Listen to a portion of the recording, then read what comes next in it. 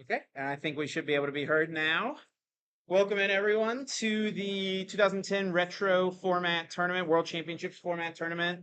This is in celebration of my buddy Michael Slutsky and his fiance, soon-to-be wife, Nicolette's wedding, which is happening this weekend. We are hosting this tournament in the 2010 Worlds format. Bunch of friends getting together, loving Pokemon, so yeah, very excited about it. I got Michael here on the mic. Michael and I used to commentate together a long time ago, so it's gonna be a good time. And yeah, looking forward to it. I guess I could have been on this shot for us for the intro. Chip and Michael here, and yeah, thanks for tuning in, everyone. We're gonna get into this first game. Single elimination.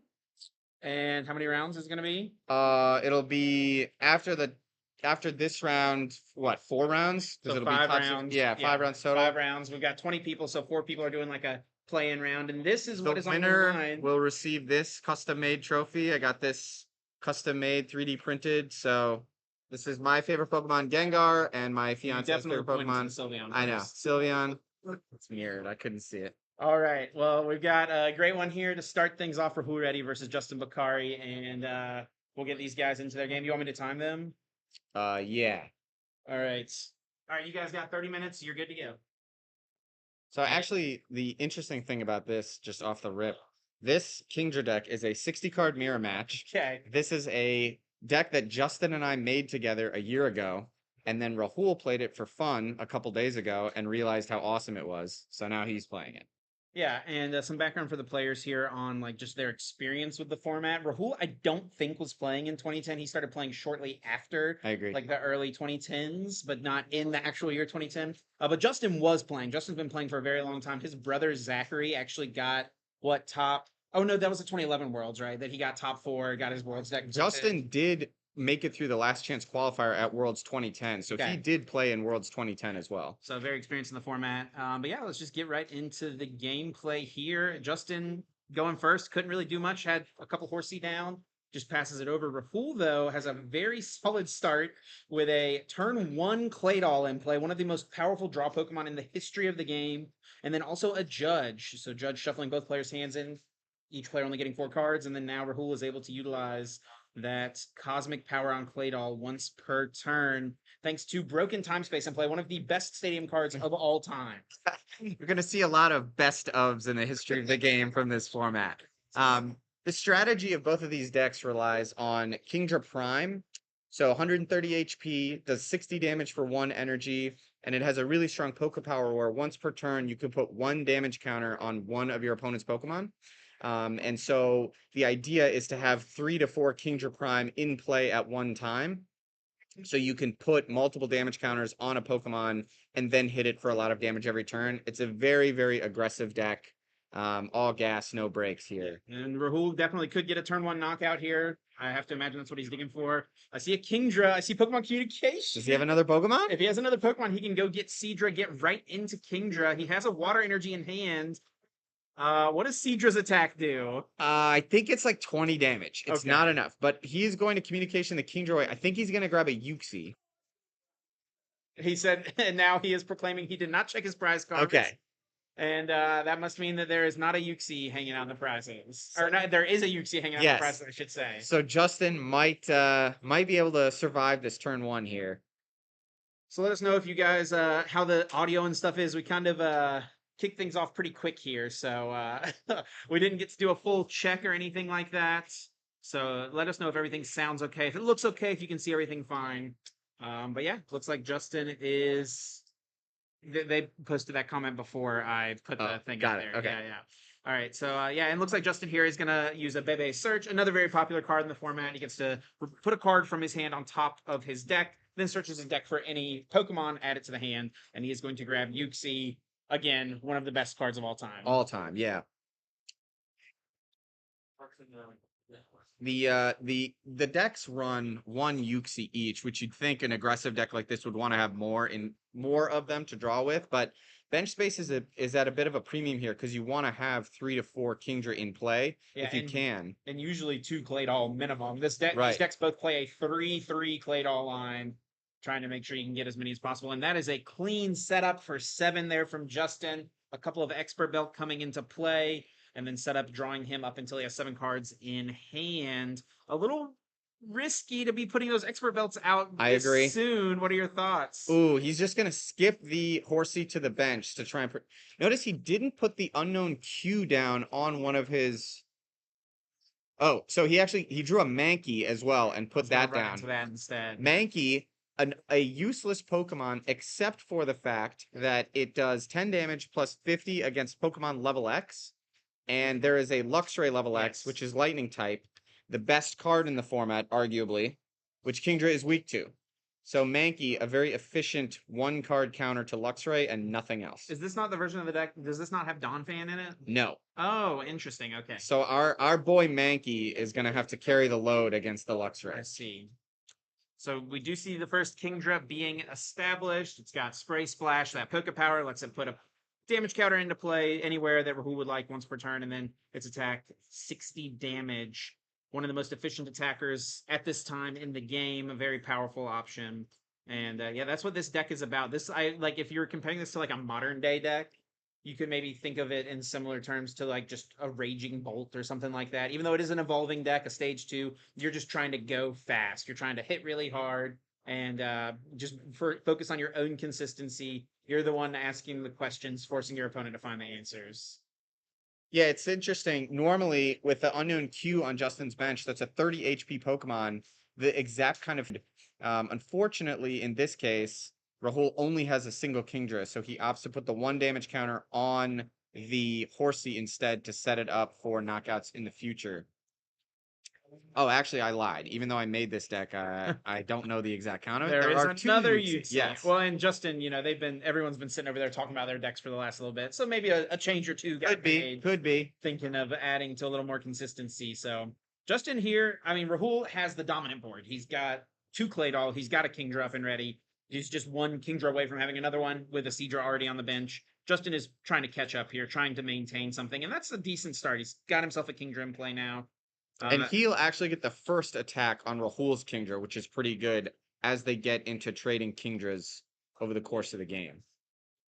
We'll be able to move that UC thanks to that unknown Q on the bench, which we'll see right now. Very unique Poke Power. You can attach it as a Pokemon tool card to one of your Pokemon once during your turn. It clears off a bench space, which is nice.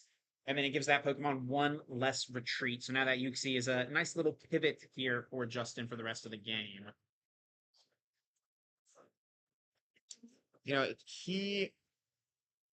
It's interesting that he hasn't really been able to, he's been able to set up, and he's done it without Claydol, but he's kind of in a position here where he's going to run out of steam here pretty quick if this Kingdra, goes down because he doesn't have his Claydol as well.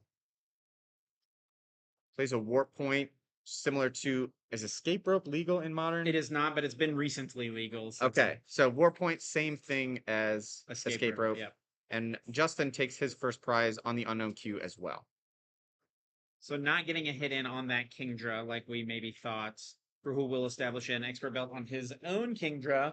Expert Belt, very powerful tool card. It boosts that Pokemon that it's attached to HP by 20 and makes it so its attacks do 20 more damage. The trade-off is that it makes that Pokemon now worth 2 prize cards when it is KO'd. The format kind of really revolves around Expert Belt. It's a single prize format, and Expert Belt is the only thing that takes a Pokemon from a single to a double prize card. So it's really kind of important to protect your Expert Belts and also take advantage of their Expert Belts. We see a Pokemon collector for 2 more Horsey. Rahul is close to establishing the Exodia board here. 4 Kingdra Prime, 2 Claydol. Yeah, what dreams are made of there. Yeah. This is what I dream of when I invented this deck. Let's see a couple cards drawn on the first Cosmic Power. Rahul still has another one. 2 Kingdras now online.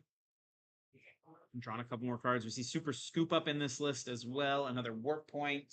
So the Super Scoop Ups, I think, are going to be a big part of this mirror match because the Kingdras don't get one-hit KO'd by opposing Kingdras. Correct. But using Super Scoop Up can give you an opportunity to just pick it all up, heal it, and then plop it back down, make it act like that attack never happened. And this is a really nice use of the Warp Point here for Rahul. He knows he can't get a prize on this Kingdra, so he's going to force up something small on the bench that he knows he can get a prize card on. and try to just keep his momentum forward, keep himself ahead in the prize trade. He's also going to keep putting damage on that Kingdra to get it to a point where eventually he can one-shot it with his own Kingdra, maybe force Justin to have to find a super scoop up prematurely, and heal that damage away. Rahul is really in a totally dominant position in this game so far. Yeah, Justin, he's sitting back in his chair right now. He's not. He's trying to analyze the situation and figure out how best to approach what he finds himself in. Definitely a bit of a pickle. He's got a pretty big hand, but no Claydol in play. And Claydol is really, I mean, it's one of the best draw cards in this format, especially. But especially in this deck, like if you do not have Claydol online, I mean, probably just full of like Pokemon energy cards, Yeah. like not useful stuff. And we are going to see the collector now come through. Double ball toy and a horsey. So maybe he has like a Pokemon communication to get something going with one of the Claydol. And it kind of reminds me of AzulGG, you know, with a deck like this, where if you get a Claydol up and running, it just finds the rest of the pieces. The Claydols find each other, Claydol into Claydol, Claydol into whatever you need. Yep. Mooncake, we do have a 20-person tournament here, so it is going to be we have 4 matches playing right now, 8 people playing into like a 16-person single elim cuts, effectively, right? Yep. So he benches all 3 of those Pokemon. So if he had a communication, yeah, no wouldn't have done communication that. for sure. I'm wondering at some point he's got to start attacking with this Kingdra. Yeah, I think the problem here is that his Kingdra has 130 hit points, right? 150 with the expert. Right. So 130 base, 150 now. He's gonna play a warp point here, and Rahul's gonna give up a horsey. I think this might be what Justin was kind of hoping, and just take a prize card to keep up. Yeah. Rahul could have promoted the other Kingdra, but maybe that's what he's wanting to avoid, is just letting one of his Kingdra get a lot of damage placed on it. And I think we're going to see the psychic balance here from Baltoy, letting Justin draw cards until he has the same number of cards in hand that Rahul has. So really a pretty weak turn there from Justin. I think this is him playing to Rahul being slowed down by being forced to push this horsey up. Rahul already has a couple energy cards in play, so maybe there's a chance he can... Yep. It was a hope, and it did not come true. Yeah, so Justin actually just did Rahul a favor and gave him a clean Kingdra to attack with here now. Rare candy from Horsey into Kingdra, attaching the multi-energy, of course, multi-energy in the deck to allow Mankey to attack. Otherwise, this would just be basic water energies in here. Yeah. Whoa. You mean you've never gotten in there with the spinning attack? Actually, you're right. You're right. I Don't forgot. sleep on the clay. No, you're right. With an expert belt, you can kill Luxray and knock out Luxray. So Rahul's going to start to just kind of build up damage on that Baltoy. He knows that Justin did not have a Claydol in his hand last turn. Otherwise, obviously, he would have put one in play. So he's really kind of making a play here, hoping to take that out before it even gets to evolve. What's that? Justin played. Is that a communication he played? I think. Yeah, so. I think he grabbed a Kingdra. It's interesting that he didn't take a Claydol. Well, he may have drawn one off of the psychic balance. That's what I would bet. Oh, yep, good point. Because he drew a bunch of cards. Yep.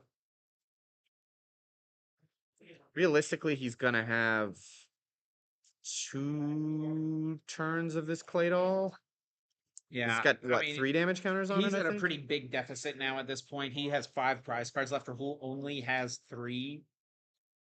So it's looking really rough here for Justin. He, I think, has to hope that he can get some hits off onto Kingdras and that damage will stick in play. Rahul will whiff on some super scoop ups. Yeah.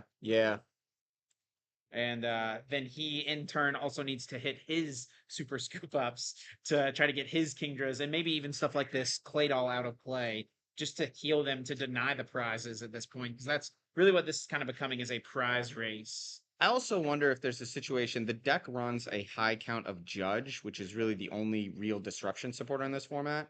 I wonder if there's a world where Justin maybe tries to target down some of the Claydol with Spray Splash to be able to kind of slow Rahul down with Judge later. The problem is that takes many turns. Right? Yeah. That's like 3 or 4 turns potentially. Yep, you're right. Rahul could just flip a scoop of heads and negate multiple turns of that as well. Pick up the Claydol, put it back down. So it's really like a back against the wall type situation here for Justin. Yeah, no real gust in this format. There's like Pokemon Reversal, Luxray Level X, which you see a lot of decks playing, of course. Nothing like that in either of these players' decks, though. Justin is just going to hit here with the Kingdra. Looks like 100 damage now ticked up onto that Kingdra Prime on Rahul's side. And Rahul draws for turn. Has a ton of cards available. We may be seeing some super scoop ups here soon. And is this going to be it? Oh, no, it is a Seadra, not the fourth Kingdra. Thought we were going to He's see playing that it God wrong. Lord that That's a you misplay. leave it to. I would have gotten the Kingdra. Well, he can still draw it. That's He true. does have two clay. He does it. Yeah. Looks like he does have a super scoop up in his hand as well. I think I saw that in there. One really powerful thing with super scoop up in this, you can use spray splash with Kingdra, then Yes. super scoop it up and use it again, Which we're going to which see he's right going now. to do. Yep. Especially because he has that Seadra down. He can re-evolve immediately, get the next spray splash going. You know, we could see potentially 5, 6 spray splashes in a single turn. And here is that judge that you mentioned, Rahul using that before using a single cosmic power. So currently, Justin, there's 110 HP remaining on that active Kingdra. Rahul's Kingdra is hitting for 80 damage. So if he just has a knockout, right? He has 3 Kingdra Prime in play. Yep. He can spray splash 3 times and then knock out this active for 2 prize cards, going down to just 1 prize card remaining. This is hard to watch, to be honest. Rahul is destroying. He Justin. is. Yep. Oh man. It's such a shame too. Justin is one of the 2 architects of this deck, and he's being destroyed by his own creation. It's a real Oppenheimer moment, like we're witnessing what he has done.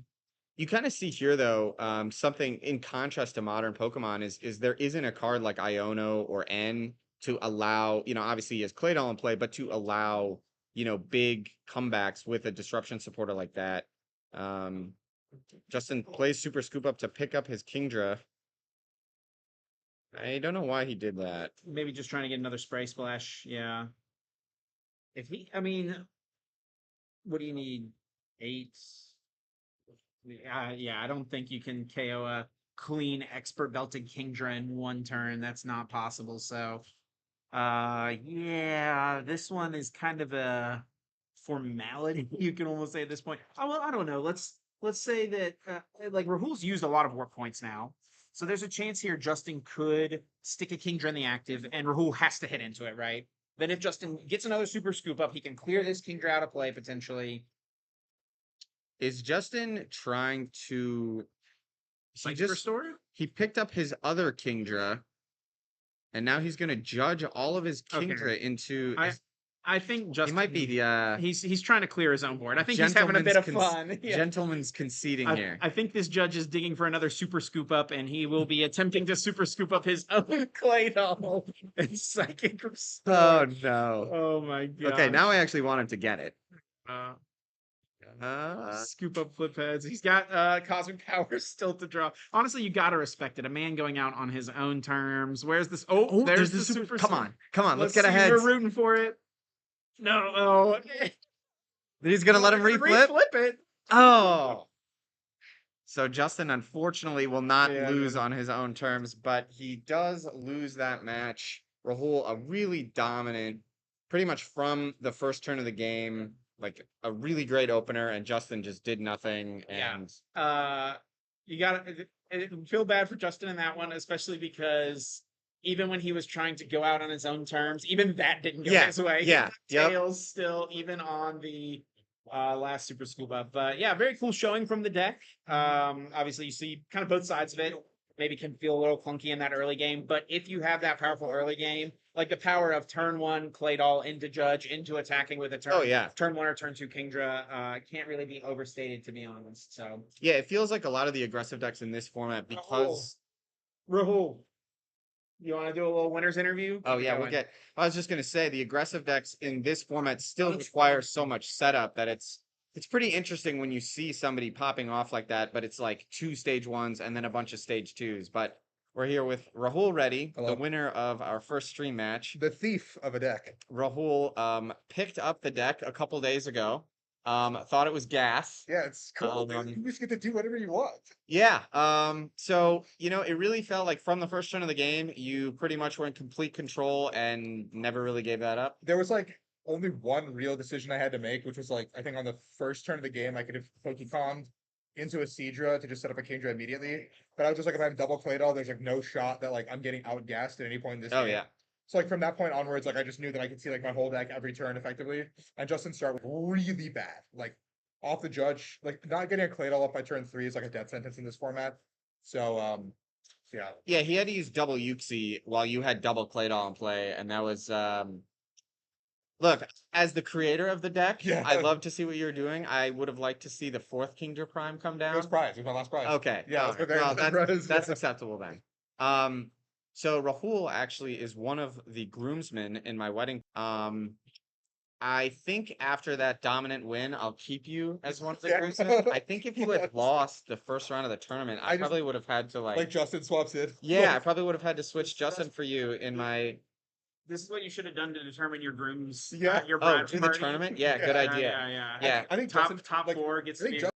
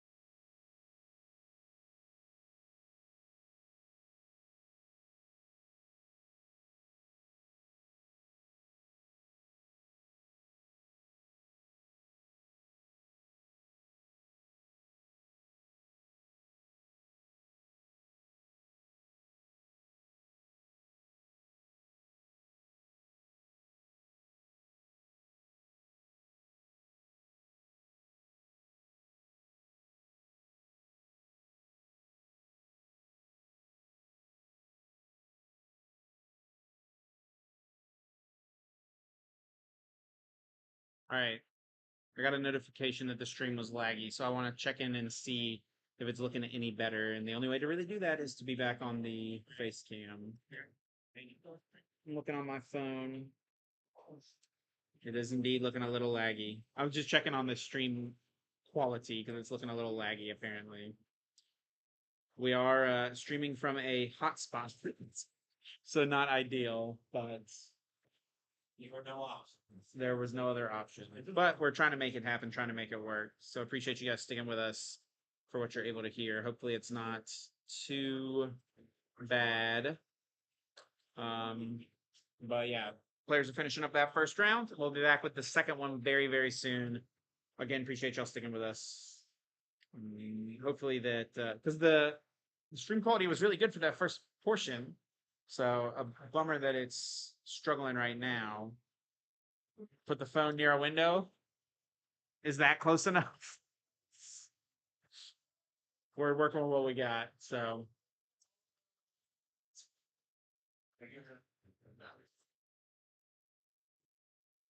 yeah, it's yeah, better than nothing, right? Um Yeah, YouTube not receiving enough video to maintain smooth streaming. Stream status poor. Serious issues that need attention. All right. We'll see what we can work on, and we'll be back with the next round very, very soon. Appreciate y'all sticking with us.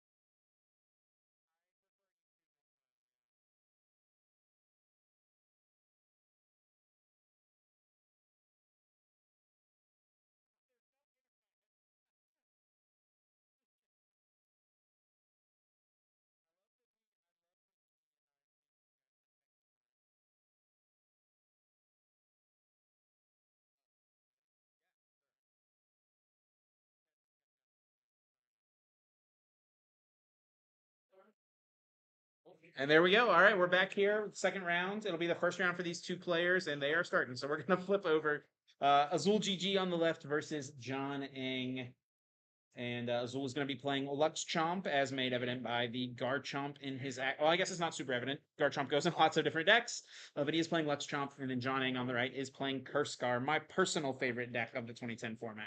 I think that the Cursecar list he's playing is Frank Diaz's Cursecar list, Yes, which I think many people regard as perfect for starters, and also one of the few lists that really holds up to kind of scrutiny looking back at those formats. Yeah, a lot of times people will go back and look at previous Worlds lists and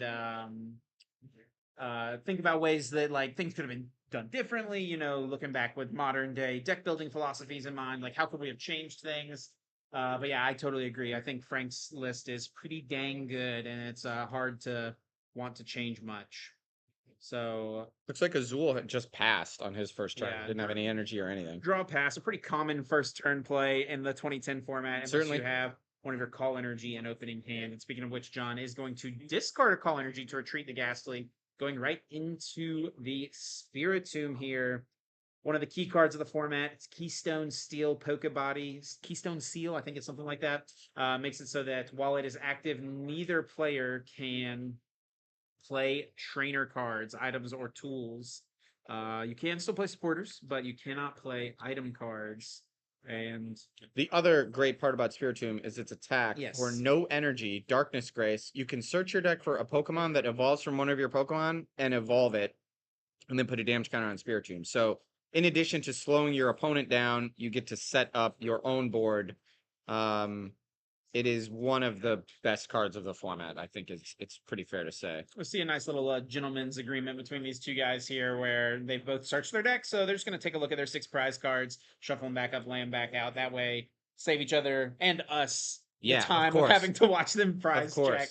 Especially prize checking in a format that neither of these players is quite as familiar with. Azul actually did win a regional championships back in 2010. It was the first year I think he started playing super competitively, and he did win a regionals with Donk. Now, by the time Worlds came around, Donk I think was a bit weaker. Is that right? Oh, hold on. Actually, at U.S. Nationals 2010, yours truly actually played against Azul in Swiss, running Donk, and he donked me. And then he had the audacity to say, "Good game." So now Donk was alive and well. But yes, to your broader point, yeah, Donk had kind of largely fallen out of. That was a fallen case out of of Azul favor. kind of sticking with the deck that he had. You know, it's like a classic case of someone doing well with the deck and kind of sticking with it for a long time. Of course. Azul's turn here.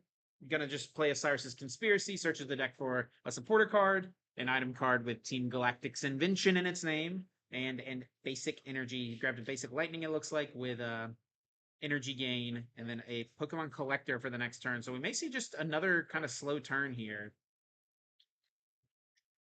Fortunately for Azul, because John has the Spiritomb active, it's going to be a few turns before John can start doing damage as well. So Azul does have time to kind of try and get set up a little more. So no attachment from Azul, which is pretty interesting. We'll see what he has planned for that energy later. Maybe wants to ensure that it can go on a Luxray, which we know he'll have next turn through Pokemon Collector. Yep. John is able to get an energy attachment onto the Ghastly and is going for the Time Walk right away. Now, I did check his prize cards, so he knows that there's a Pokemon he probably wants in the prizes. I think I saw the Cursecar in his prizes when he briefly flashed them. Yeah. Which is arguably the main attacker of the deck, even though there's only one copy of it. Yeah, so it is pretty interesting because there is just one copy of Gengar with the Curse Poke Power, and then 2 copies of Gengar with the Fainting Spell Poke Power. And you are right, the Cursecar, as the deck is so named for, is the main attacker of the deck. But you only play one copy just because it runs away. You know, you can hide with it every single turn. It's Shadow Skip attack, dealing 60 damage, and then you can move it to the bench. So you really only need the one, and then a great Pokemon to run into is the Fainting Spell Gengar. Or Fainting Spell Gengar. So that's why we got 2 of those. And then, of course, yes, Spiritomb, which is a 4 of in the deck. Now, John, a pretty good card to play right after your opponent played Cyrus. judging those cards away. He also puts the Gengar with Curse back into the deck. If he can get a Haunter here, he can then use Darkness Grace to evolve that Haunter into the Curse Gar if he wants to. And he has not used Cosmic Power yet, which we will see utilized now. He's able to take 2 cards from his hand, put them on the bottom of his deck, and then draw cards until he has 6 in his hand. Looking maybe for a Haunter. You also do generally want to get the Nidoqueen established pretty quick. Really in most matchups, but it's pretty solid in this one as well. Just trying to negate the damage that Azul does over time, but is going to have to be content with a Darkness Navigation for the Haunter. Now Azul off the 4 cards and the draw for turn. Is he going to have something playable to work with? Perhaps getting a little punished for not attaching his energy last turn. I'm surprised he didn't, because if he had gotten a double colorless energy, he could snipe the Claydol here with it. But he actually opts for Roseanne's Research instead of that Collector he grabbed. Oh, well, what supporter did John play last turn, buddy? Oh, right. You're right. Yep.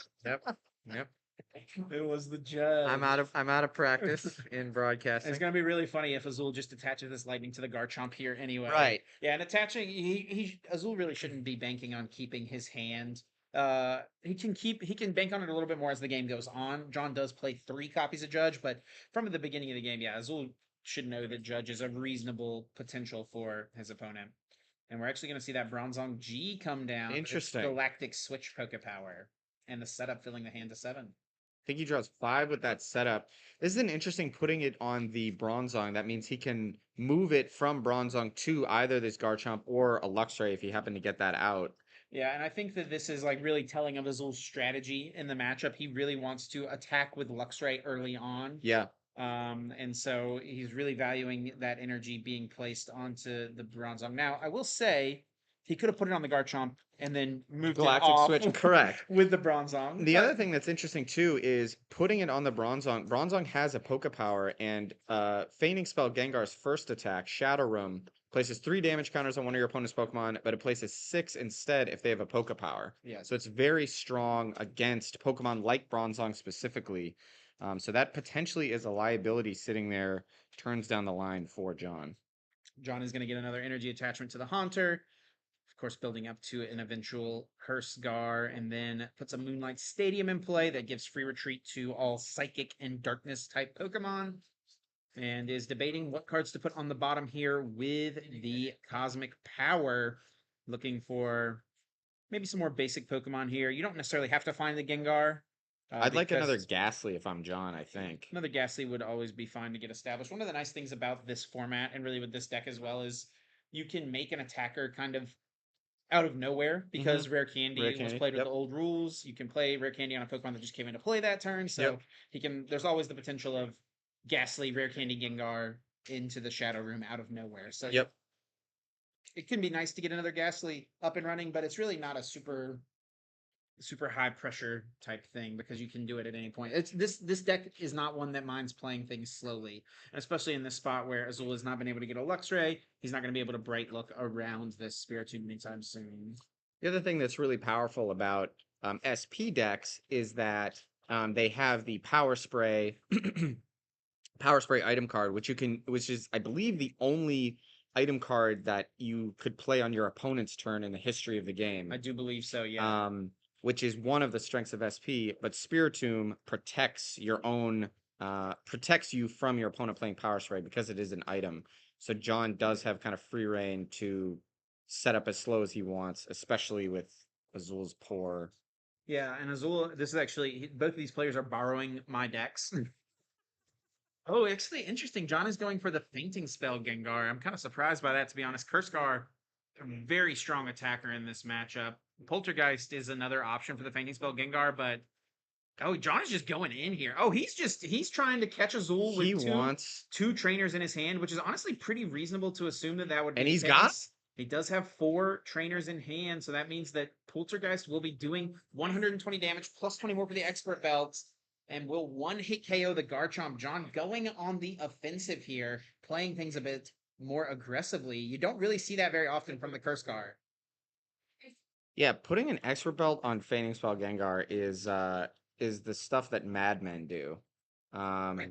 So this is a pretty bold play from John. It's actually interesting. Early in the week, John came a few days ago to hang out with me, and he played this Curse Guard deck and was very aggressive about trying to get Gengar level X into play and use Compound Pain. So Okay, he sure. skipped the Curse Guard part of the deck entirely and just went to Compound Pain. So maybe he's trying to just get a big guy going and do the same thing here. Yeah, so there's merits to doing something like this, trying to catch your opponent without their setup being very strong and just try to kind of run them over. But it's very reasonable for Azul to be able to punish this kind of aggressive start. John's kind of put his eggs all in one basket. Mm-hmm. Now, it might not be like this turn, but in the next like 2 turns, we could definitely see Azul establish something and try to, target down John's board. The Poltergeist Gengar is just not a very strong attacker into certain boards that Azul could create. Mm-hmm. The other thing too that's interesting is Yuxi specifically. Yuxi's attack, Psychic Restore, puts Yuxi and all cards attached to it to the bottom of the deck, which is kind of a strategy that a lot of players use to get around triggering Fainting Spell. Yes. And in this situation, with that Expert Belt now, it's even more appealing for Azul to try and set up an eventual Yuxi Psychic Restore KO. Yeah, and I think that's something we'll see Azul try to establish once it gets to the chance for him to be KOing the Gengar. He'll probably try to make something like that happen. Let us know, guys, how the audio and stuff sounds. I saw a comment from Looney, said that it seemed a little low. I upped the gain a little bit on the microphone, but let me know if it sounds okay, if everyone can kind of hear us all right. We got kind of a ragtag operation going here, but we're making it work. Yeah, unfortunately, I don't have a table with a clear underside and a camera to look at people's prizes. You don't have hundreds of thousands of dollars of budget. Nope, I just live here, so we're doing what we can. All right, good shouts on the audio from everyone, and it looks like Azul is utilizing John's Moonlight. I want to say Moonlight Hill. What is it? It's not Moonlight Stadium. Moonlight Stadium, yeah. And is just retreating into Azelf here, kind of acting as a sacrifice. His board is, it's wide, but he missed an attach again. Yeah, no attachment, and then also he, like you said, has gone wide here, which plays into one of the best cards in the formats, and one that is one of the best cards in John's deck. Oh yeah, and that is Dark Palm Gengar, maybe Dusknoir, yeah, Dark Palm Gengar, Dark Palm Dusknoir, whose Poké Power Dark Palm lets you choose a Pokemon from your opponent's bench and put it back into the deck if they have 4 or more Pokemon on their bench.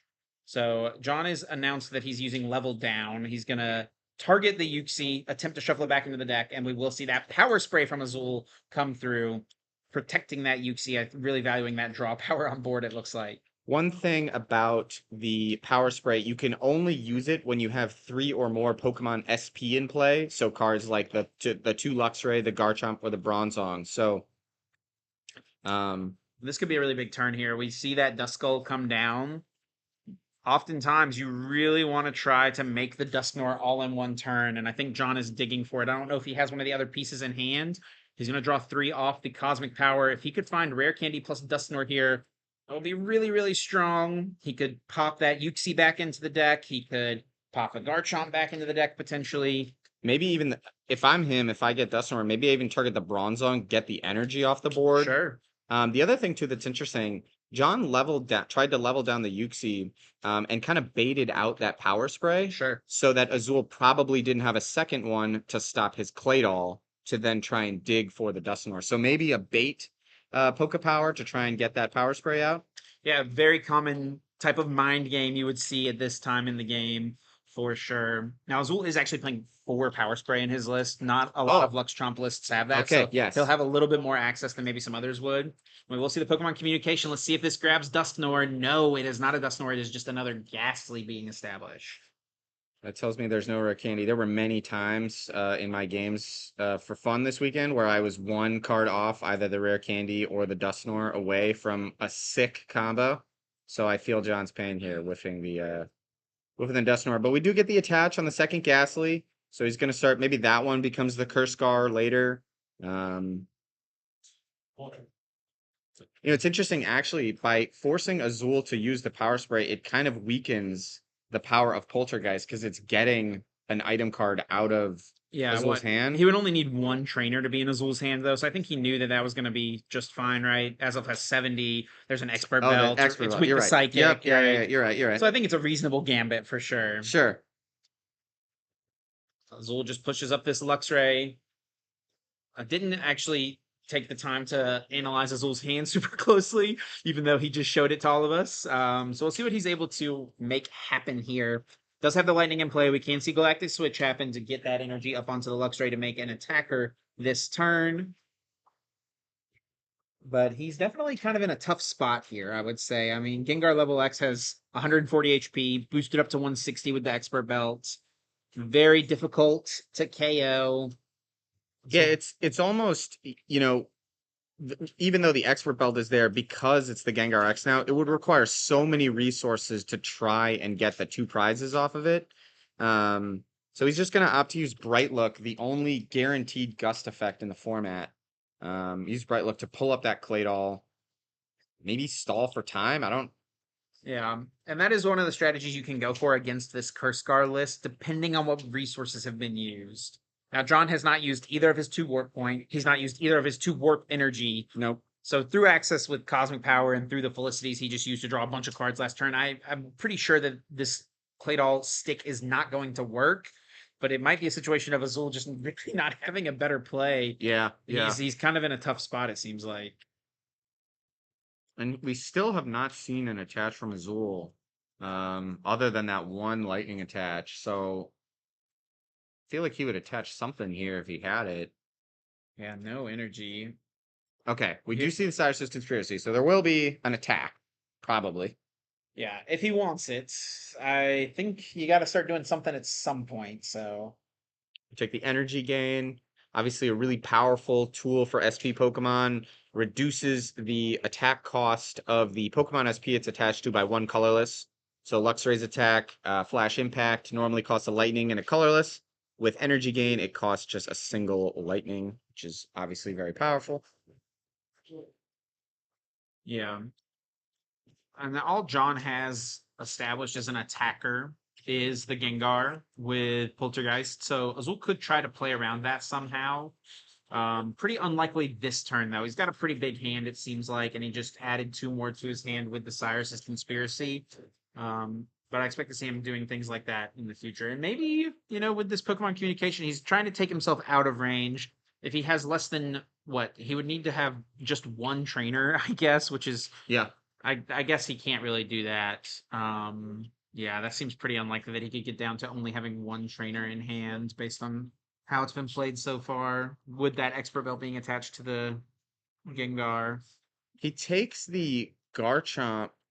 Oh, I didn't see that he had a double colors. Okay, so he is going to get a snipe off with the Garchomp level X here, using Healing Breath to heal those 2 damage counters off of the Bronzong-G as well. Obviously, a very common play is to use Galactic Switch and then Healing Breath after. And that's exactly what we saw, and Azul will chase down the Duskull. I was going to be interested to see if he went after Duskull or Ghastly here. And with the way he's established his board, going wide here, getting rid of that Duskull, punishing John for putting it in play before he had the full combo available, seems pretty solid to me. We're also in a situation now here where if Azul happens to have another Power Spray and John doesn't have one of those 4 switching effects in his hand, this could actually start to get a little dicey for John with having this Claydol trapped here in the active spot. Would give Azul another turn to kind of set up, put more energy in play, put more pressure on John.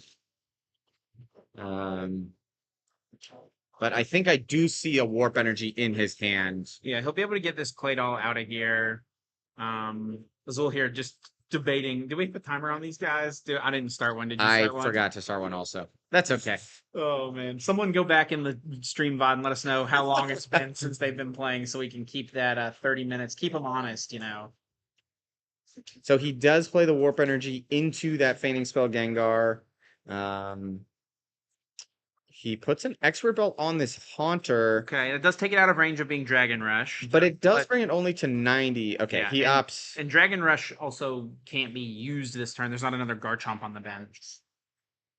Although he could retreat into Luxray, use Bright Look, Yeah, and then Poke turn Poke turn it the back up. Luxray. Yeah, so there's ways he could reset it for sure, for sure. This is risky by John. Obviously, it gets out of immediate Dragon Rush range, but it's only 90 HP. That's pretty easy for a Dragon Rush plus a Flash Bite from a Crobat G to get 20 to. minutes have passed, supposedly. Where did I put my phone? I was going to put a timer on. I don't know. We'll figure it out. Okay, what time is it right now? It is 7:30 on the dot. All right, that's 7:40. Well, it's 7:30 on my clock's timer. I don't know how accurate that is to where we are in Minnesota because I don't know if it's pulling from the internet. Anyway, here we go. We'll rely on chat for time. Yeah, there we go. So Jake Gearhart, he said he would be willing, I feel like. Yeah, perfect. Keep the time for it, Yeah. Jake. Oh, man. So John, did he attack? Nope, just the expert belt. He leveled down the Garchomp here. Yeah, and Azul allowed it to happen, so that gets shuffled back into the deck. So now it allows him, when he levels up again, that condition of Dragon Rush where you can't use it again is gone because this is a fresh Garchomp level X. So we see a Collector. I think John. I think he's more than likely going to be taking this Garchomp out of play here with an attack this turn. So, yeah, I don't think we'll be seeing any Dragon Rushes next turn from Azul. And that's one of the nice things about Level Down is it just puts stuff in range of being KO'd. And the numbers are really nice for Gengar, both the Curse Scar and the Poltergeist. If Azul has 2 trainers in his hand right now, which is pretty reasonable based on how large his hand is and the fact he just played a Colress, or a Cyrus. I think we know that he has at least 2 trainers in hand. Sure enough, there's 3. So that'll be 90 damage plus 20, 110.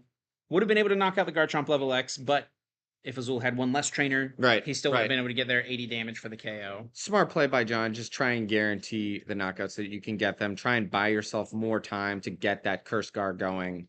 And yeah, over to Azul. He does push the Uxie, of course, having free retreat thanks to the Moonlight Stadium. And we'll see what he can piece together here. He's going to start with a trade-off. He did go grab a Pont last turn, Professor Oak's New Theory. So he's not going to be playing that. I would have expected to see him kick off his turn with that before using a trade-off. Unless he's trying... Okay, what he could be doing is trying to find cards, burn some trainers, then play his Pont, and then hope to have less trainers in hand next turn. Sure. On the other end of the supporter, right? Frank, time limits, I believe time limits back in 2010 were 40 minutes, best of 1, and then they switched it to 30 minutes plus 3 turns. So there were time limits back in 2010, but obviously much different than they are today, and certainly much different than the Slutsky Josupait Invitational, mostly because we forgot to set a timer, so not really running a tight ship here. Found the phone. Oh, great. Perfect. I had given it to you. You left it over there. No, you didn't. Yes, I did. You read the pairings from this. Oh, my God. Admit it. Admit it right now. Chip, we have a match to cast, please. Okay. I'm trying to be professional. This is a man who's caught in a lie. Bebe's search from Azul. Azul tried to level up Luxray on the bench. Can't be doing that. He's going to retreat it. It's fine. And he brings up the Claydol with Bright Look. We're going to see a Flash Impact here. Flash Impact 30 damage. He did not get another Garchomp into play, though. Yeah, so it's pretty bad. Yeah, and he has to put the 30 damage on the Luxray because any other Pokemon he puts has a Poke Power and also 90 HP or less. I will say, my list that Azul took here had a 3-1 Garchomp. And he switched it to 2-2. Changed it to a 2-2 Garchomp. I told him that was bad. He's getting punished now. Yeah, I told him. 2-2 Luxray, 3-1 Garchomp. That's the line.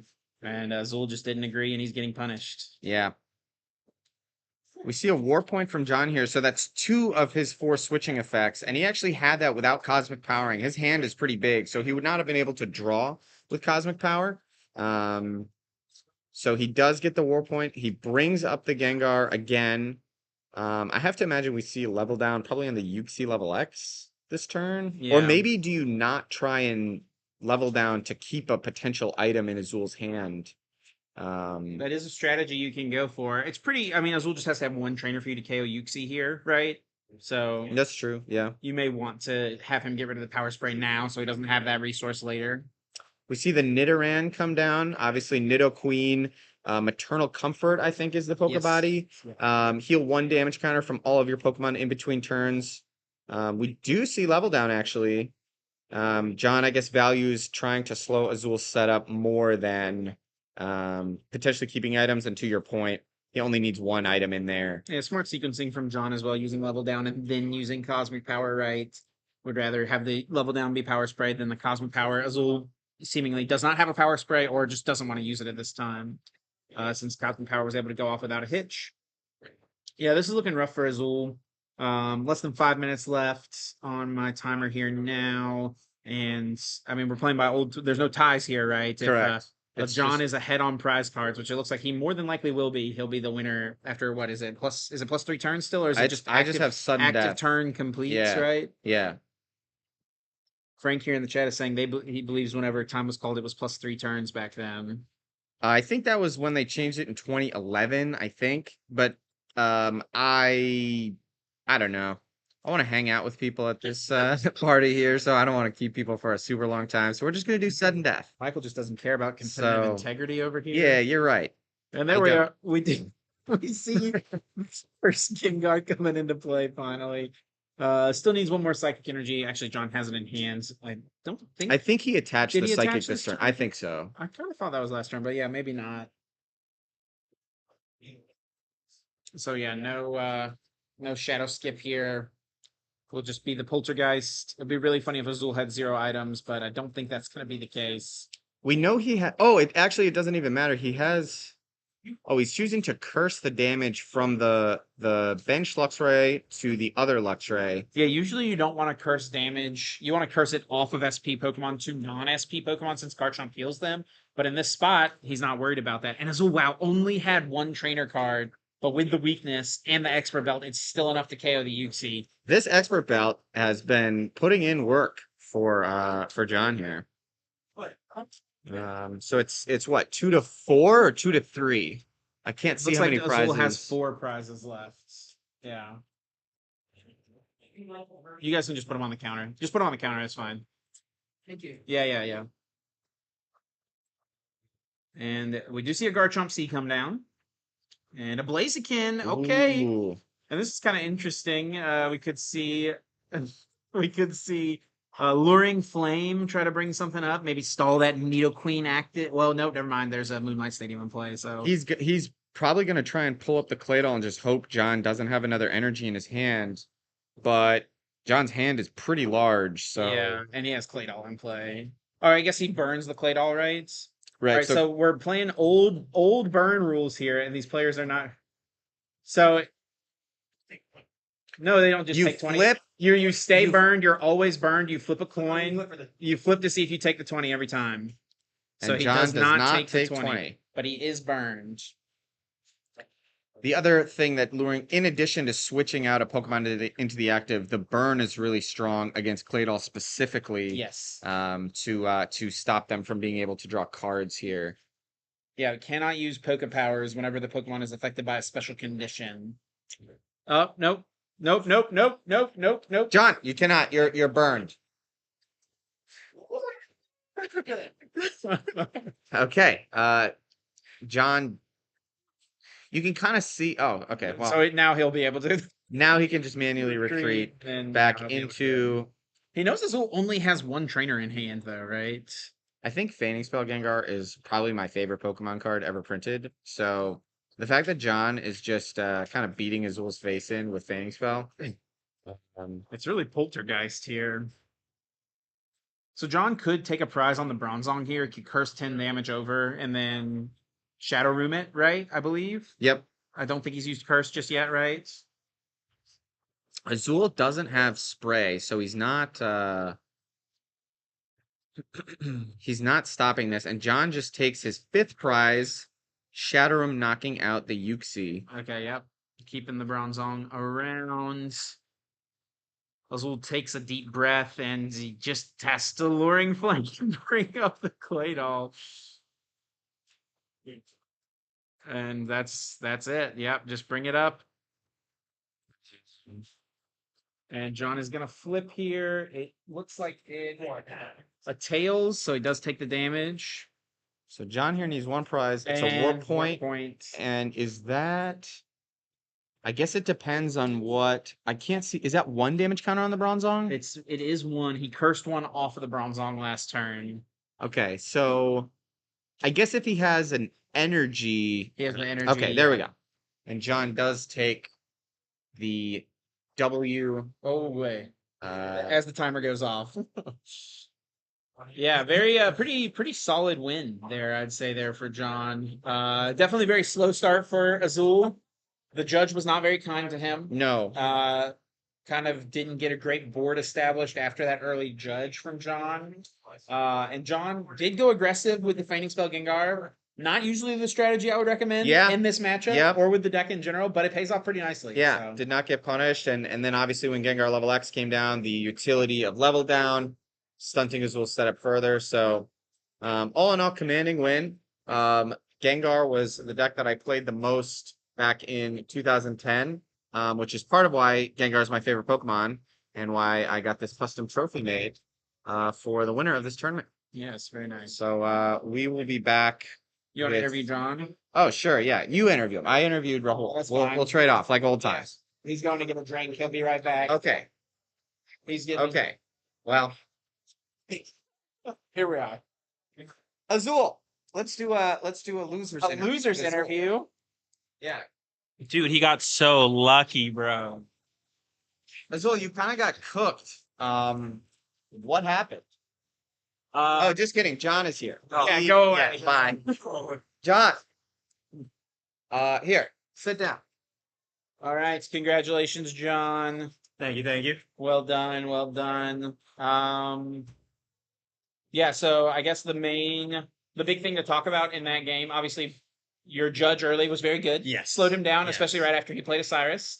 Talk to us about the turn where you decided to just go in with the Gengar.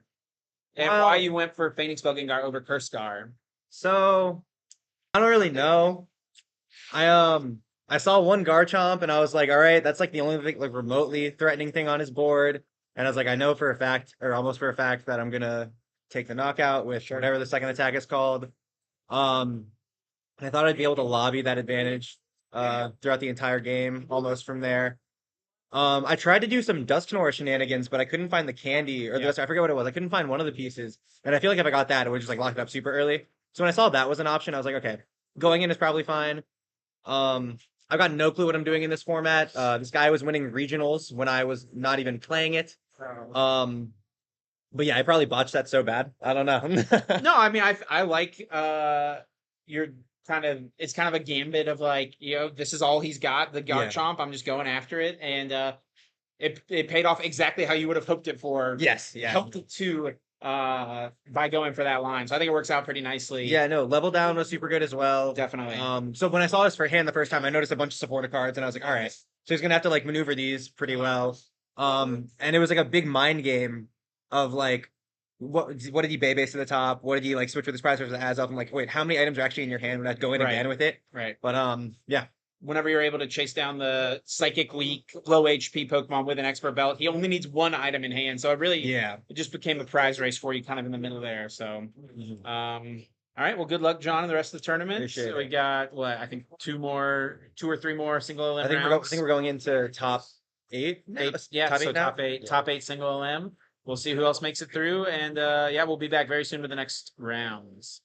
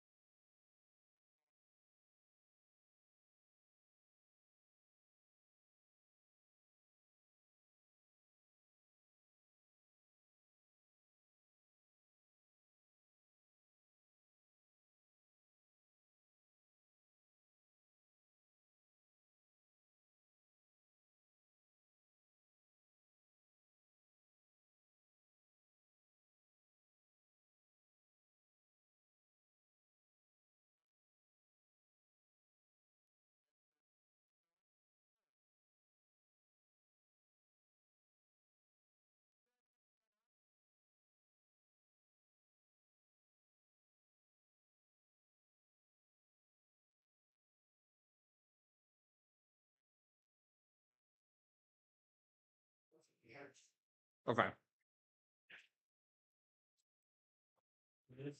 Make sure the stream isn't dead. What's wrong? It's Azul's headset. Rahul paired it. How did you pair it the first round?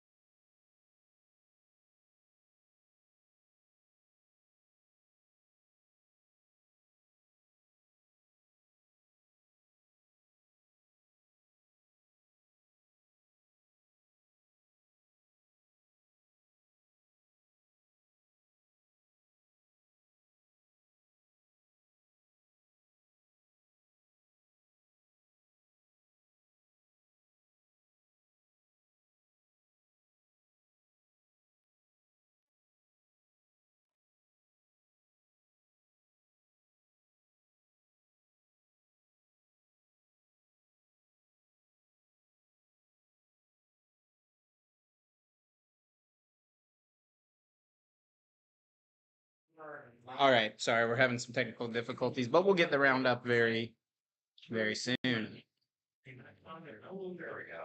Thanks everyone again for tuning in. If you're just joining us, this is going to be the third round now. Some players only played one of the 2 rounds. Single elimination is weird. We don't do this in Pokemon, but this is what we're doing tonight for some reason.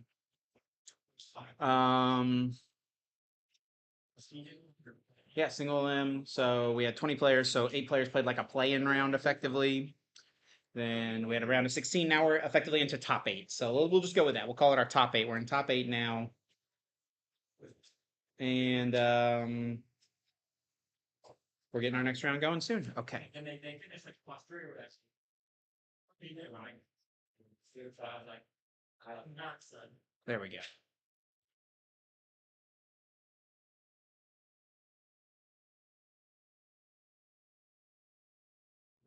All right. So I think our players are both good.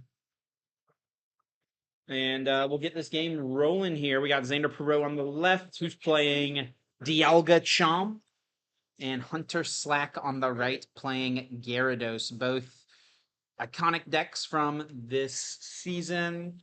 I feel like we've said that really about every deck. I think that's one of the reasons this format is so beloved, is because so many of the decks are really fun to play for both the people who played back then, and then also people like me who just like kind of like looking back at the game's history.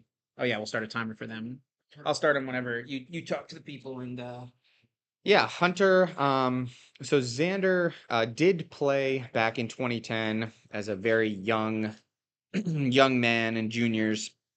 He actually won the 2011 U.S. National Championships, which is a couple formats past this one. But he did play during this time, and he does have experience. And Xander is a big fan of retro formats, and we've played 2010 before. Hunter, conversely, is kind of one of those new generation of players, the post-COVID generation. Good friend of mine. I actually had to teach him how to play 2010, but he was a big fan of Lugia in standard format last season, and it helped him get an invite. And I figured I would just give him a deck where you have to discard Pokemon as part of your strategy. And he seemed to pick it up pretty quick. So, be a player brain. so we are getting started here. Hunter, it looks like Hunter is going first. Looks like the stream quality is good. Again, if there's any drops or anything, bear with us, but seems like stuff looks pretty good right now. So if you guys see any sort of drops in the frame rate or audio quality, please let us know, and we'll see if we can get it adjusted. So yeah, we're getting things going here. Hunter is going first, starts the Magikarp, and right away just rips the Uxie right away. It's the Azelf, yes. Azelf right away on turn 1. The blind Azelf. So Azelf, the blind walk, actually does find the Regice, which is pretty important to Hunter's strategy of discarding Magikarps. But more importantly, Magikarp only has 30 HP. And going first into an SP deck, it's actually very easy for Xander to donk a 30 HP Pokemon. He has a multitude of ways to do that. So in addition to getting the Pokemon he needs, Azelf protects him from being donked by Xander. Yeah. Yeah, would have been a rough way to go there, little carp, but now if it gets knocked out, it'll just end up in the discard pile where Hunter wants it to go anyway. Yeah. Xander's kicking it off with a pretty nice board right away. We've got the Garchomp on the bench, looks like an unknown Q, and then does hit the Collector, searching the deck for 3 basic Pokemon, adding them to the hand. So, Michael, why don't you talk us through, kind of, since last round we saw Azul's Luxchomp. Talk us through the differences between Luxchomp, Garchomp, or Luxchomp and Dialgachomp, and kind of Yeah. what Xander's basic strategy is going to be here. Yeah, so whereas Azul's Luxchomp deck kind of just has a lot of different options, kind of a toolbox a little bit to take your 6 prizes. You can pull things up with Luxray or snipe things with Garchomp or whatever. Dialgachomp is really a deck about kind of forcing a game of attrition with your opponent. Dialga has a lot of HP, and with the special metal energy, gets more effective HP. Garchomp sees Healing Breath, obviously can remove damage from Dialga. And Dialga's first attack, Deafen, for a metal energy and a colorless energy, in this case, a metal energy and an energy gain, prevents your opponent from playing any item cards or stadiums. So it's a really great way to slow the game down, really kind of force your opponent to play on your clock, where you slowly build up these really powerful Dialga, and it becomes kind of an insurmountable thing to deal with. Kyle Sukovich, Puka, really kind of popularized this deck. He was kind of the champion of Dialgachomp, easily the most successful Dialgachomp player. Yeah. Um, Won like states and stuff with it, right? Won states, Went on second crazy in runs in cities regionals, and top 4 U.S. nationals. Just, Puka is kind of like Dialgachomp and Puka are kind of linked together. synonymous almost. Um, This is really not what you want to be doing as a Gyarados player on your second turn, though. Felicity's away. A couple of cards that are not Magikarp. Yep. In Hunter's case, because he's now under that item and stadium lock, it's gonna be a little harder to get, to try and find like a Sableye, for example, to impersonate if he doesn't have the collector, or just kind of shuts off a good portion of his deck. He did have a Sableye in the prizes when he time walked, Okay. but chose to go with the Regice. And I can understand it, right? Regice is pretty good in this matchup. It's a pretty good way to discard Magikarps. And you do play 4 Sableye, so you should be able to find one, but at the same time, getting item locked right away, like you really want to find a Sableye pretty quick. And we're just going to see the Gyarados evolve right away. And it's just going to be stuck in the active here. This might be a long stall here, Michael. Yeah. There we see Xander put 1 special metal energy on the Dialga. Of course, it runs 4. He also has the Expert Belt tool, so he's kind of building the like ultimate Dialga, while he just sits here and uses Deafen with the 1 in the active spot. Yeah, I think on paper this matchup is pretty good for Dialga. Item locking is pretty good against Gyarados at the right time. Yep. Dialga is difficult to one hit KO, especially if you get an Expert Belt on it. So Gyarados has to hit into it, and then you can just pick it up and reset it, send up another Dialga using Poketurn, or you can warp energy into a Garchomp C, level up into Garchomp level X, and kill all that damage away. So this is like a war of attrition, but only one side is winning most of the time in this matchup. But a quick start from a Gyarados player can put on a lot of pressure. That's not what we're seeing right now from Hunter, though. No. Gyarados is one of the more aggressive decks of the format. And Dialga really kind of is built to counter that aggression. We do see another Felicity's discarding a Mesprit, and a Broken Time Space, something that is really powerful, but currently with the Deafen lock is not something that can be played. Yeah. From Hunter's body language, it does not look like he got much good stuff there And either. Deafen from the Dialga, makes it so no item cards or stadiums can be played. No trainers except for supporters. That is. Yeah, and actually, this turn kind of goes back to your point last turn. Maybe it would have been better to take the Sableye off of the time walk. Yeah, just so you can like do something. Yeah. And Hunter is doing a lot of nothing. Is that an interviewer's questions? Oh Yeah, boy. so What is that? Look at the top 8, find an energy. it is, and he finds it's find any energy. I think it's as many as you see off the top 8. He is not. This is not Kyle Sukovich's list for Dialgachomp. I believe this is Josh Fernando's list. So this plays kind of a few different cards. There's that interviewer's questions. I believe it plays a Bertha's Warmth. which heals 50 damage from one of your SP Pokemon. Kind of a way to heal Garchomp or Dialga without needing to use Garchomp. But Xander's just gonna be content to just sit and deafen. Yeah, and he's totally fine to do this for really as long as Hunter wants to sit here. Xander's just building up his board. He's got that big Dialga that he's working towards. At any time, he could scoop up this Dialga level X, send up his other Dialga G, level up, start swinging, Yep. hitting for a lot of damage, and then not be at risk of being KO'd thanks to those special metal energies. Hunter has a ton of cards in his hand, but a lot of it is just not terribly useful. He does finally discard one Magikarp with Reggie Move. Reggie Move, discard 2 cards from your hand, and if your opponent's active Pokemon is a basic Pokemon, you force them to switch it with one of their bench Pokemon. Dialga level X is still considered a basic Pokemon. Yes. Because the level X is not considered a new stage. It is a level up to the Dialga G. Unique quirk. Oh, and we are going to see the Judge. I actually did not know that Gyarados plays Judge, and it's my deck that he's playing with. I'm learning something new every day. Yeah, the Judge. You see it as a one of in the Gyarados deck. A lot of times, Gyarados is also one of the few decks in this format that will usually play a versus Seeker just to have access to some pretty powerful one of supporters like the Judge, like the Cynthia's Guidance you'll see pretty often as well, included as a one of. So Judge is a pretty nice option to have it kind of specific times in the game, but as Gyarados, a large HP one prize Pokemon, you have enough turns usually to find an impactful turn to utilize it. Unfortunately, things that aren't impactful is using Tail Revenge for just 30 damage on a Uxie, no less. Yeah. Something that probably won't be coming in the active spot. We see Xander level up the Uxie into Uxie level X. I believe he used trade-off, and now he's using Cyrus's Conspiracy to grab an energy. Looks like a Power Spray, I think that is. That is a Power Spray. Another Cyrus's Conspiracy. Of course, Cyrus, very powerful. You can kind of keep the Cyrus chain going with each Cyrus's Conspiracy you play. You take the next Cyrus, and it's really kind of the lifeblood of these different SP decks. We do see the big Dialga G come up with both special metals and the Expert Belt. The second level X. A second level X as well. I don't remember the effect of its attack. I know it does 80 damage though. Well, Deafen. He's using the other. Oh, he's just gonna keep deafening. Okay. This time it has the Expert Belt though, so Deafen is doing 30. So actually now Hunter's on a little bit more of a clock.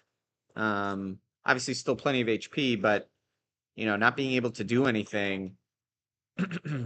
30 damage is a lot more than 10. Yeah, starts to tick up a lot quicker. If you ever get a KO with Deafen, it just feels like an unbeatable spot. Oh yeah, definitely. It doesn't always happen, right? It's hard to kind of set up a KO with Deafen. You're usually having to go with one of Dialga's other attacks. But if you ever get a KO with the Deafen and item lock the Gyarados player, it's really difficult for them to respond. Yeah, fun fact about Deafen Lock. I played a fun set of Lux Chomp versus Dialga Chomp against Puka years and years ago. And in our fun game, he decided to deafen me for about 15 turns. Was it fun? No, and then he proceeded to destroy me because I couldn't do anything for about 15 turns. I'm sure he was having fun. Yeah, definitely. Definitely. Okay. All right. Another Reggie move. Another Magikarp goes down. I think that was 2 Magikarp. Okay. I think so. Hunter might now finally be able to swing for 90 damage. Ooh, and we're gonna see that Power Spray. Power Spray. Shutting down. I explained what Power Spray did to Hunter, but we didn't actually get to play a game of Dialga versus Gyarados, and he was shocked at how broken a card like Power Spray was. Pretty interesting. Xander could have Power Sprayed the Reggie move to prevent the Magikarps from going down, but chooses to hold off and Power Spray the Uxie's setup. What do you think of that? I think that's smart. Xander probably thought with a low card hand, Hunter didn't have double Magikarp to Reggie move, but he knows that Hunter has a low card hand, so he wants to draw. Also, with the Deafen Lock, the way Gyarados recovers its Magikarp is through the item card, Pokemon Rescue. Yes. As well as Combee, which has an item attached to it, which was a mechanic of the Diamond and Pearl era. Some Pokemon had items which had unique effects that could not be prevented in any way. Right. How- Similar to like an ancient trait almost, I'd compare it to. yeah. Unfortunately, both of those effects require a broken time space to allow you to get a Gyarados back into play immediately. Something Hunter can't play because Xander keeps using Deafen. And we see there one of the many ways to heal a Dialga we will see in this game, where Xander is able to move the energy off of it with the Bronzong G on the far side of the bench there, move it to his clean Dialga, and then use Poke Turn to pick up the Dialga G level X and all cards attached to it and just put it in the hand. Almost does not seem fair. Yeah, I've been on the other side of this exact matchup as the Gyarados player, and it's like, I'm hitting, nothing is happening. but nothing is happening. Yeah. And yeah, we're going to see a reading of the special metal energy. Hunter is going to see that now, instead of 90 damage with Tail Revenge, he'll only be dealing 70. Even easier to withstand. Yeah, Hunter, he's a pretty smart player and is pretty self-aware and often has a good reading of when he's in trouble. And I know his Do body you think language he's pretty read well. Has he read into that? Yeah, I think he knows things are getting a little dicey here. Of course, 90 damage on Gyarados. Xander can knock it out with a Deafen and a Flash Bite if he was able to free up a bench space if he wanted to take knockout this turn, or is content to just Deafen and knock it out that way. There's that Bertha's Warmth I was telling you about. There Heal we 50 go. damage from one of your SP Pokemon, sets Hunter back. All the work that Hunter has done just to get to this point, and Xander just wipes it away with one supporter. Yes, and it will be a Deafen that is up to 120 damage. So now, even without an Expert Belt, a Deafen next turn could take the KO. There is an Expert Belt on both the Dialgas here, though, so I think we'll be seeing it regardless. Yeah, this is looking rough. And now, another thing here for Hunter is he's got to make sure to keep a bench space clear, because he has to, in order to get an attack next turn, he has to bench Combi and have the bench space to use the honey to bring get- back a Magikarp. Yep. So yeah, just a Tail Revenge, just a hit, 70 damage, back over to Xander. There's a trade-off from Xander to start the turn. He's going to Warp Energy. Here's the combo that Dialga Chomp players love to use. He's going to Warp Energy Dialga to the bench. He is going to just use... Oh, okay. He does not Galactic Switch the Warp Energy away. Interesting, yeah. But That's he normally does- what you would expect to see. He does use Healing Breath, heal all that damage off Dialga, and he will just Deafen for the knockout. And now Hunter is in a position where he has no Magikarp, he has no Stadium, he can't play items. I think he's got like very few cards in hand. Yeah, and he's going to promote the Azelf here. Doesn't even have a Luxray level X to try to utilize Bright Look to slow things down. Or at the very least, Luxray also has resistance to metal. Yep. So a great way to just buy time, potentially force Xander to maybe try something else other than Deafen to give Hunter some air. But not looking good here for Hunter. Yeah, just didn't really have a fast enough of a start. Yeah. And yeah, from here, it's really got to be through that Combi. And he's got to start swinging. But even at that point, if he does get a Combi, the fact that he's item locked means that he's not going to be able to put Expert Belt in play. He can't use, a bunch of Crobats with Poke Turns. Like, there's not really ways for him to boost his damage. Getting through a Dialga just seems so rough. We do see him finally put up that Sableye. He's going to use Impersonate. Yep, searching the deck for any supporter, discarding it, and then using the effect of that supporter as the effect of Impersonate's attack. What do you expect to see here? Oh man, I don't remember if there's a Cynthia's Feelings, I think is the name of that supporter. Or perhaps just a Felicity's Drawing. Just try and draw something. Oh, he actually is going to take a Bebe Search here.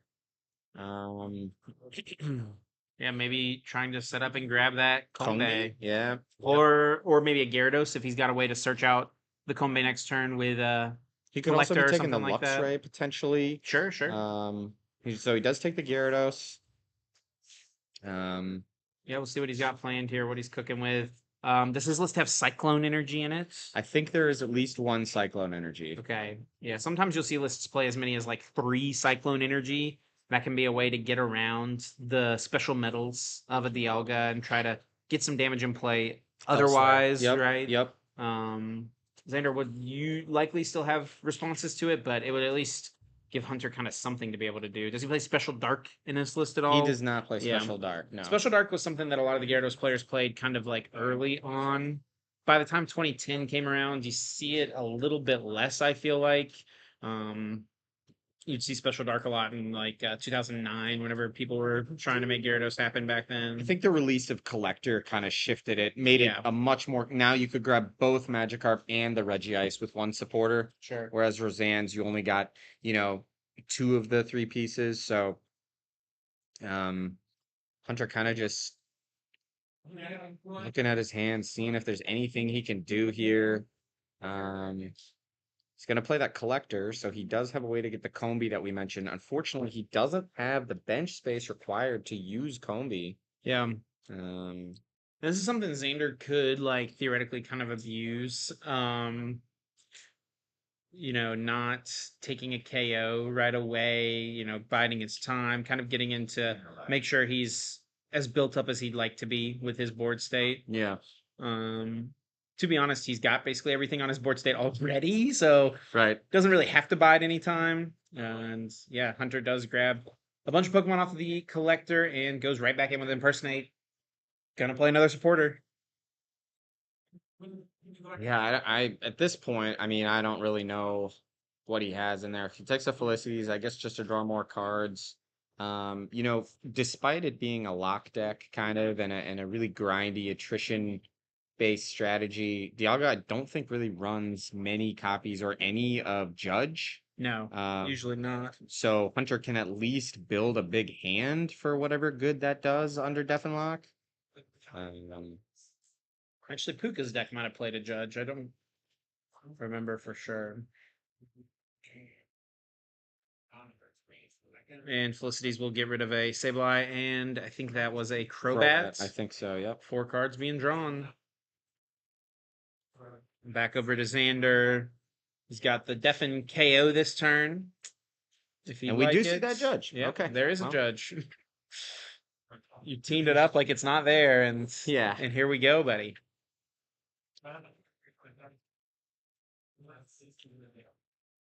Yeah, so that's something to remember. Frequency. So frequency here in the chat says looks like it has the Pixie package. The Mesprit, Uxie, Azelf. Azelf. There's of course the Time Walk Azelf we see very regularly, but there's also the Downer Material Azelf, which has a Poke Body that says that basic Pokemon in play's attacks cost 1 colorless more. Very good Poke Body to have in play against Luxchomp. Not very good against Dialga, though, because Dialga's Poke Body says that all other Poke Bodies Correct. do not work. Correct. I actually played a game of 2010 last weekend against Puka, and I went right away to set up my AMU, and he Just leveled up. PCOM'd, and I read it, and I said, well, that was a mistake. Just want to point out the humble brag there from Chip playing 2010 with Kuka last week. But, we now see 3 special medals on Dialga with the expert belt. I mean, this Dialga is just a behemoth. I mean, there are very few cards in 2010 period that can deal with this Dialga, let alone a Gyarados deck with no Magikarp in play. Yeah, in Hunter's deck specifically. Very well timed Judge there from Xander, right? 100 spent a lot of time building up a pretty big hand. He knew there was the combination of Combi plus Gyarados in it, so Hunter had the pieces to make an attacker. Honestly, even if Hunter had made the attacker, I think Xander would have been fine with it, but might as well shut it off as much as possible. And we're seeing the Uxie come up and Psychic Restore. I think Hunter just wants to put the Uxie back in to try and draw with it. Yeah, or maybe clearing up the bench a little bit as well could be a thing. Could be, sure. He promotes One of the things Dialga is Regice. very good at is like abusing a clogged board, right? Knowing what your opponent can and can't do on their next turn. I think there is a beer pong game happening over there, and Isaiah Bradner, something good happened to him.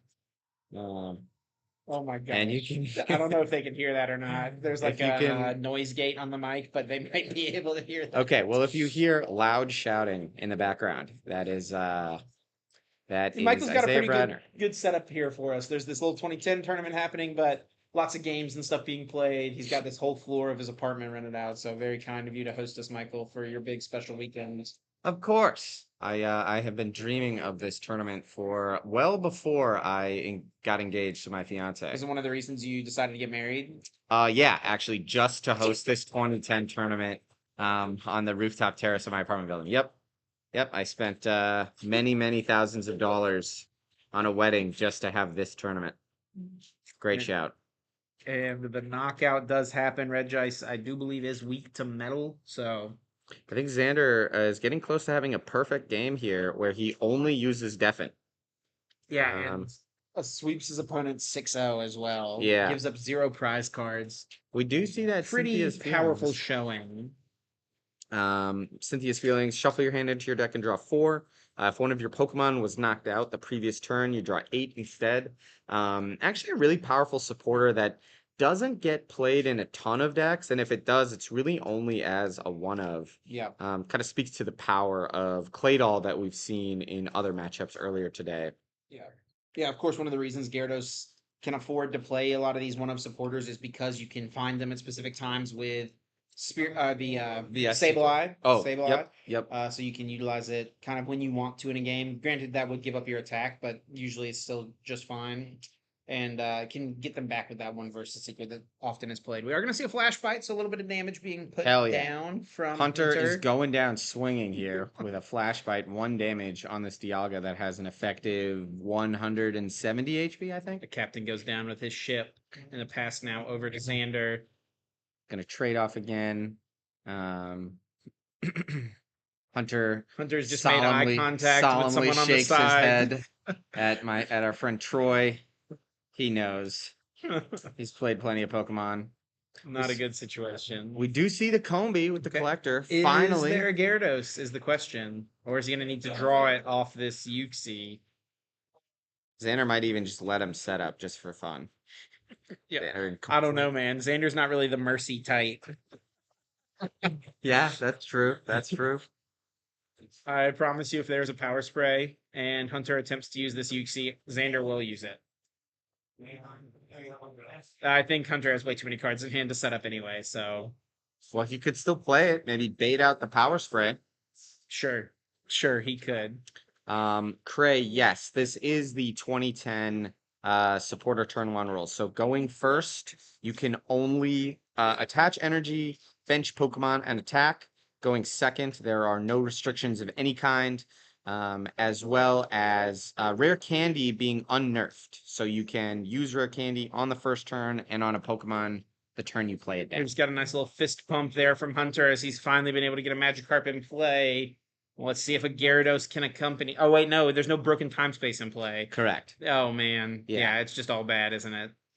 Warp energy onto Combi. Oh, are we gonna see the alert? Is that what that? I didn't know that Combi had an attack. Yeah, alert. Yeah. It's not bad, bro. What does it do? Draw a card, and then you can switch Combi to the bench after you draw your card. Oh, how about that? It's Yeah. kind of like Curse Guard, but instead of doing damage, you draw a card.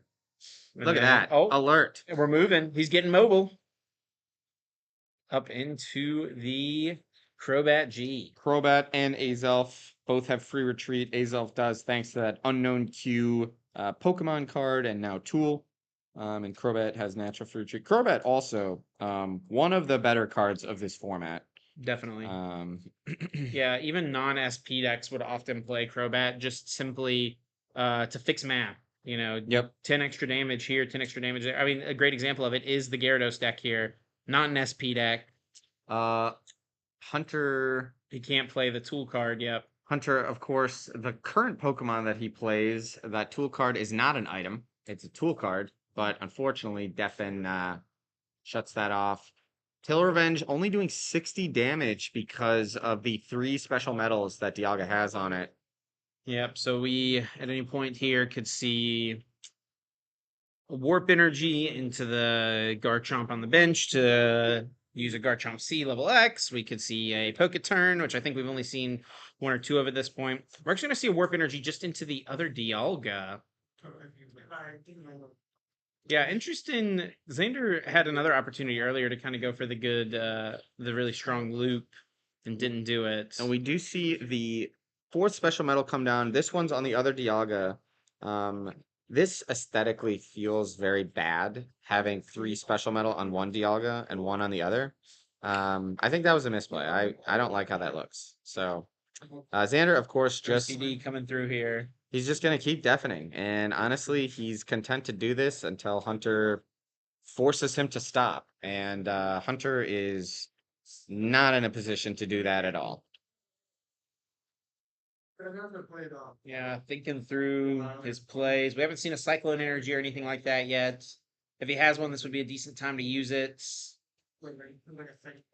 Try to force something else active. He'd actually be able to get a prize, I'm pretty sure. No, he wouldn't be able to KO Garchomp. So, No. yeah, not quite. Not quite. And Xander is definitely going to try. At this point, Xander is definitely going to try and go for the clean 6-0 on him. Hunter plays the Warp Energy into Combi, There is only 2 minutes left. and he's going to alert into Crobat. Hunter attempting the aggro deck out strategy. Unfortunately for Hunter, this is not an official sanctioned tournament. So when time is called, it's not a tie. Yeah, no ties, no +3 turns for this one. The flip side to Hunter just losing is that there is a lot of beer and pizza here. So who's the real loser? The guy Xander who has to keep playing Dialga for a few more rounds. Honestly, yeah. Yeah, I talked to Puka about this once. I asked him like how he could play Dialga for an entire, tournaments back then, regionals were like a day. You'd play the whole regionals and top cut in a single day. So he'd be playing from, 8 a.m. to midnight. He talked about how he would play a lot of like brain games on like the Nintendo DS to like train his brain to That's be able to awesome. just have the mental willpower to outlast your opponents mentally. And you kind of see a little bit of why that is, I think Hunter's trying to end his own misery here, buddy. He's literally aggro alerting to try to deck out as understand. fast as possible. I understand. Let's Honest- see. Justin failed to go out on his own terms. Can Hunter go out on his own terms? He's fighting against the clock to make it happen. Under a minute left. And I think there's like 6 or 7 cards left in the deck, so probably not going to happen. Xander takes a prize, takes a KO with the Deafen, less than a minute left. There's the alert. Oh man. Oh boy.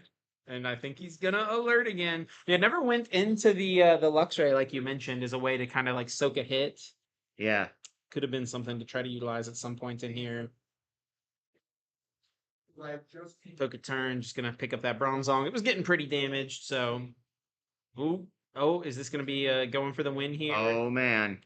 I think Xander may have the pieces to just win the game. Takes that KO.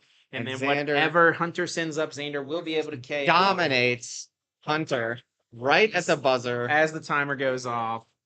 Yeah, that was a great showing from the Dialga deck. Poor showing from the Gyarados deck. Yeah. You really need a fast start as Gyarados in You that do. matchup, and Hunter did not get that. Yeah, and having to Felicity's twice without discarding a single Magikarp is really just a really punishing poor start for Hunter. But Xander successfully, it's kind of cruel. He didn't even let Hunter deck himself out. You know what I mean? I know, right? Just He was rude. obviously trying to still lose. Like, just Yeah. let the man Yeah, honestly, have a little fun. I don't like that Be at able all. to say, I just decked myself out. As the tournament organizer, I might have to take some action for some Unsporting- unsportsmanlike. Yeah, it goes unsporting. against the spirit of the game. My good friend Hunter just trying to deck himself out, and That's all. Hunter has announced that he only wanted to take 1 KO, and he was not able to make that happen. let's see, what time is it? We're not gonna have time for a winner's interview. We got top four? got top 4 coming up. So Xander is committed to being back for the next winner's interview. We're gonna take a very short break, and we will be back with top 4. See you soon.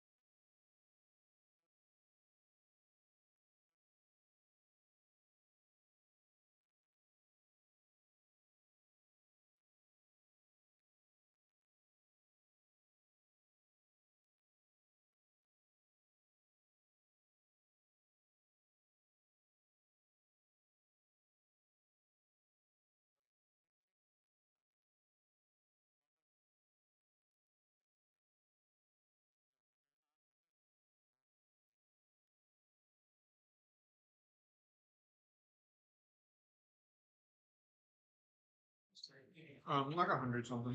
It's pretty good. Okay. We are getting ready to start top four. We've got Enrique Avila playing GG against Alex Hill Is that how you playing. say his name? I think so. I actually. Vila? Hey Enrique, how do you say your last name? Avila. Avila. Okay, Enrique Okay. Avila. I split the difference there. Yeah. And Alex using his Lily Clefairy sleeves to play. I think he's playing Kurskar. I think so, yeah. Enrique super fast reflexes just caught that die as it was Wow. flying off the table. An athlete. Yeah. And it looks like we're getting started here. Enrique starts Spiritomb, which is a great starter. Unfortunately, he has nothing to follow that up with, and he has to pass. Yeah, it's okay. I mean, this matchup, you'll take things kind of slow pretty often. Yeah.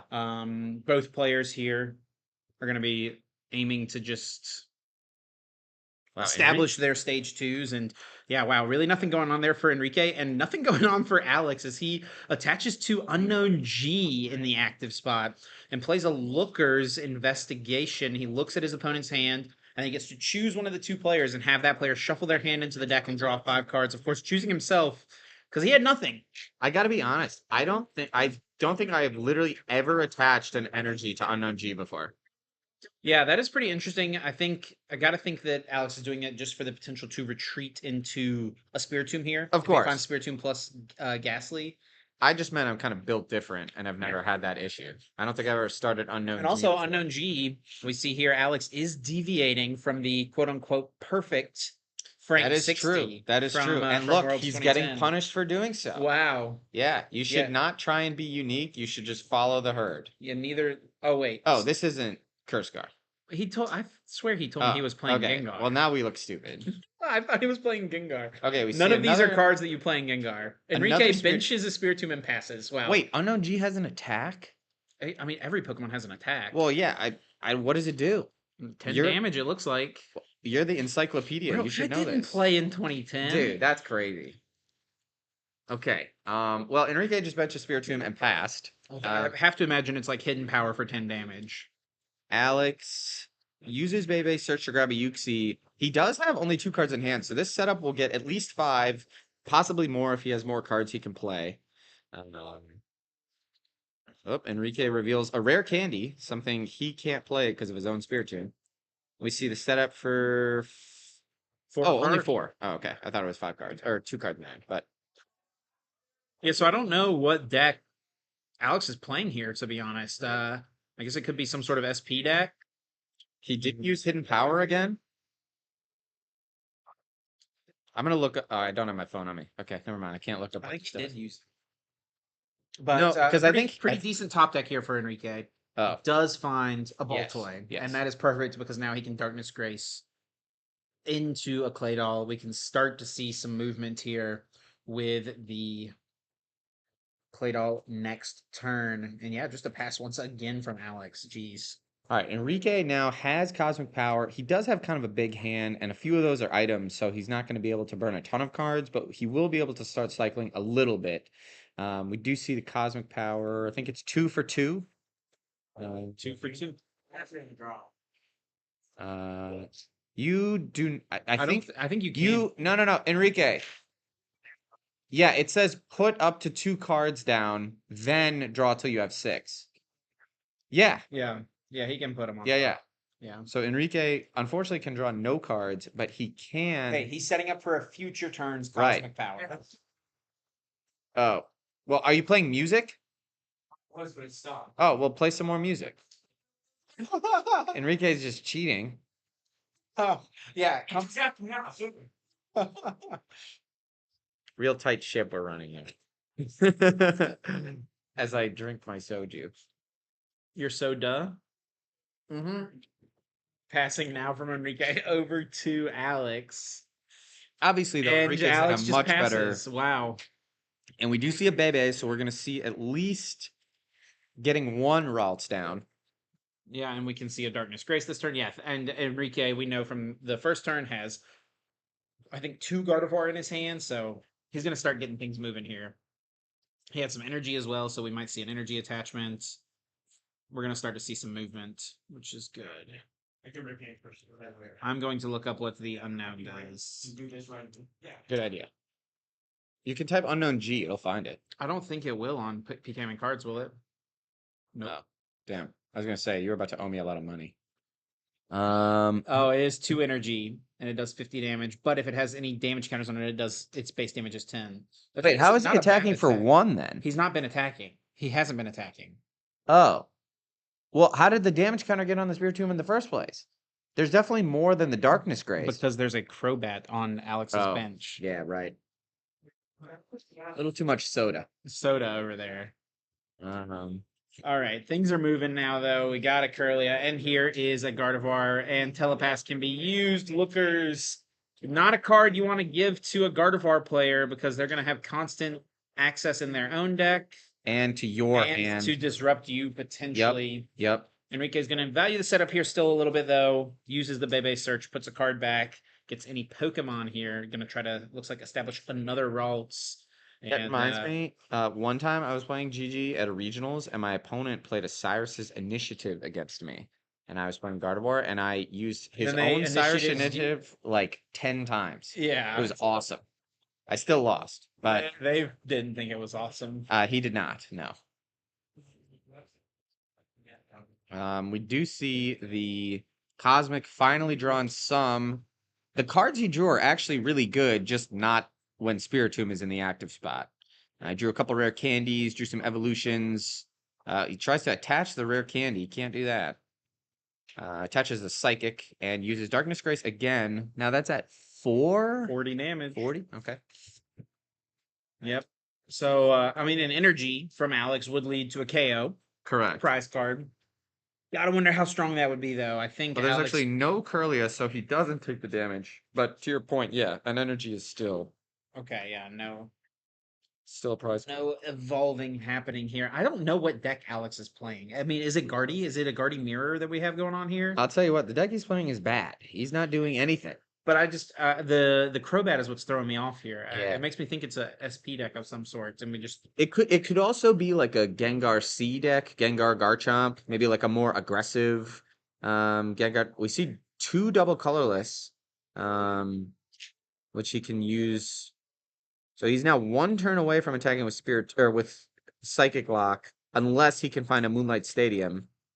yep. But Don't see one in the hand currently. he chooses to attach the double colorless energy to the Ralts actually, and then Darkness Graces again and fails it. So no Dusclops and no Curlia in the deck. My guess is he doesn't run Dusclops and Curly is prized. Yeah. I'm not sure why he attached the double to the Ralts, though. I would have... He's probably just trying to give value. He doesn't want to, you know, he doesn't need all those extra energy, right? Yeah, but I feel like you want to be in a position where you can just start... Attach and attack. Attach yeah. and attack, I yeah. feel that. You know, 1 Psychic Lock from Enrique here probably all but ends the game, given how weak Alex's setup has been, you know? Yeah. So I feel like I'd want to prioritize that, but maybe he knows something we don't. He does get the Gardevoir level X, but you cannot level up a Pokemon on the bench. You can No. only do it in the active.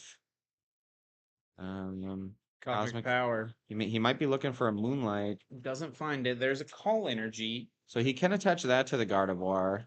and then it'll be set up to be able to retreat next turn. But yeah, this would have been a situation where he could attach that to the Spiritomb Yep. and retreat. Gotten attacking a little earlier. He's gonna Darkness Grace again, just keep shuffling the It'd deck. be really funny if he got a Curly out this time. Yeah, he just chose not to the whole time.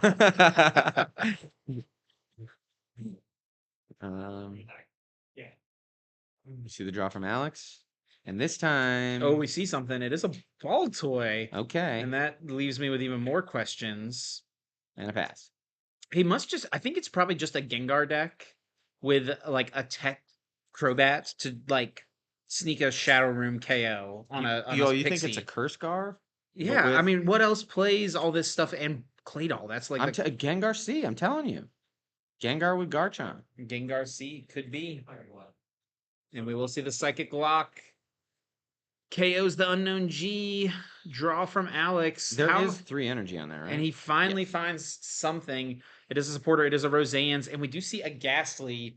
So maybe not Kurskar, but like yeah, Gengar. I guess yeah, Gengar C deck is possible. So this is like a deck that combines the fainting spell Gengar that we talked about a lot earlier with Garchomp C level X, which is a very powerful combo. And right away, Alex is able to get a rare candy into a Gengar.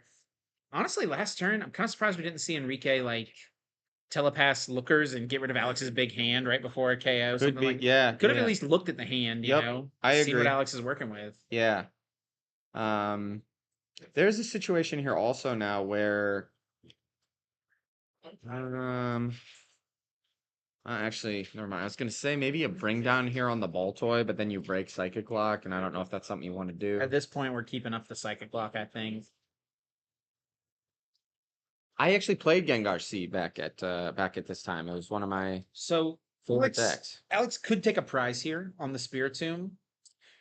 He could pressure the Ralts potentially with the energy on it. We know that Enrique does not have a Curly in the deck. Yep. And that's exactly what Alex is going to do. Only 30 damage. Oh, but the one prize that Enrique took Baller. last turn That's clutch. is the That's clutch. Yeah. That is massive. That basically wastes a turn from Alex because this damage is not going to be relevant now. I think at all. Yep. Yep. Doesn't help with math at all. He still needs to. It's going to be a I guess free it lets shot. a Gengar KO a Gardevoir. It lets a, or not a Gengar, it lets a Garchomp KO a Gardevoir. Sure. So I shouldn't say it's irrelevant, but If in fact this is Kurskar, we still don't really know what. well, no, not Or sorry, Gengar C. yeah, Gengar C, Gengar Chomp. We just know that it has my favorite Pokemon in it, and the best Pokemon. What's your favorite Pokemon? Rayquaza? Charizard. Charizard? Oh god, so basic. Listen, man, I can't help the Pokemon I picked when I was 7 Yeah, I years bet old. you're a fan of Pikachu too. Yeah. No, but Samuel likes Pikachu. Okay, well, he's a child. That's fine. That's fine. He's your son. That's fine. So we do see the Psychic Lock on the Gengar. Obviously, Psychic Lock is a 2-shot on Gengar, Super unless. That is a Tails. Okay, Old now school Super Scoop Up. now I don't know what Alex is playing, other than that he has Gengar two C Super. plays this card, doesn't it? No, it does not. Sure, it does. It does not. No, it doesn't. I literally played the Well, deck. maybe Alex does. Well, maybe. Rare Okay, we candy? see. Yep. Okay, this is an expensive Super Scoop Up. Normally, Super Scoop Up on stage 2s is fine because you have broken time space. But in this case, Alex is just. It's a lot of resources expended all at once. Yeah, Alex is doing it his own way. We are going to see a Roseanne's. Will this get a Garchomp C? Let's Show find me the out. money. No, Nope, just it's a just ghastly- This is just like a Gengar deck. a Gengar deck. Yeah. Interesting. Okay. Like, does he even play Spiritomb? Like, we didn't see any Spiritombs from him. You Really know, interesting build. This was kind of in 2009. This is kind of how Gengar decks were structured. It was really just kind of being super aggressive with your resources to be able to Shatter Room knockout stuff all the time. And the Super Scoop Ups are to reuse Crobats and Uxies more. He's just going to keep pressuring that Curlia, force Enrique into a situation where if he evolves, it gets knocked out. If he leaves it, it gets knocked out. I gotta tell you, not knowing what the heck is going on with Alex's deck really makes me appreciate the fact that we get deck lists from players like on the official broadcast and stuff. Gives us at least a little direction of what to talk about. Oh man. You don't just sit up there and free ball it. No. There's a little structured balling happening. Do you see a Ghastly come down from Alex? Is there another legal? There is another legal Gengar in format. It's from Diamond and Pearl. Yeah, and there's also another one in Arceus, Platinum Arceus. There's 2 in that set. Oh yeah, and the 2 ones we just talked about suck. So, I but, don't think dude, but there's- maybe he's playing them. I mean, we don't know. I mean, it would make sense because it seems like this deck kind of sucks. So keep on. What? Alex, of course, one of our very good friends. I'm joking. I'm joking. Well, not joking about Okay, now Okay. now I'm not joking. He plays Pokedex. this. Dude, I think this is just a 2009 Gengar deck. I'm pretty sure this is how they played in 2009. I didn't play in 2009, so I don't know for certain, but a really interesting build here from Alex. It's another ooh, Pokedex. the old roller skates into roller skates. So yeah, this card, for those who don't know, you look at the top 2 cards of your deck, put one in your hand, put the other on the bottom of your deck.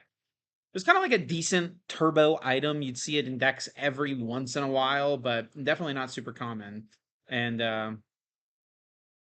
yeah, Gengar will take the KO on the Gardevoir.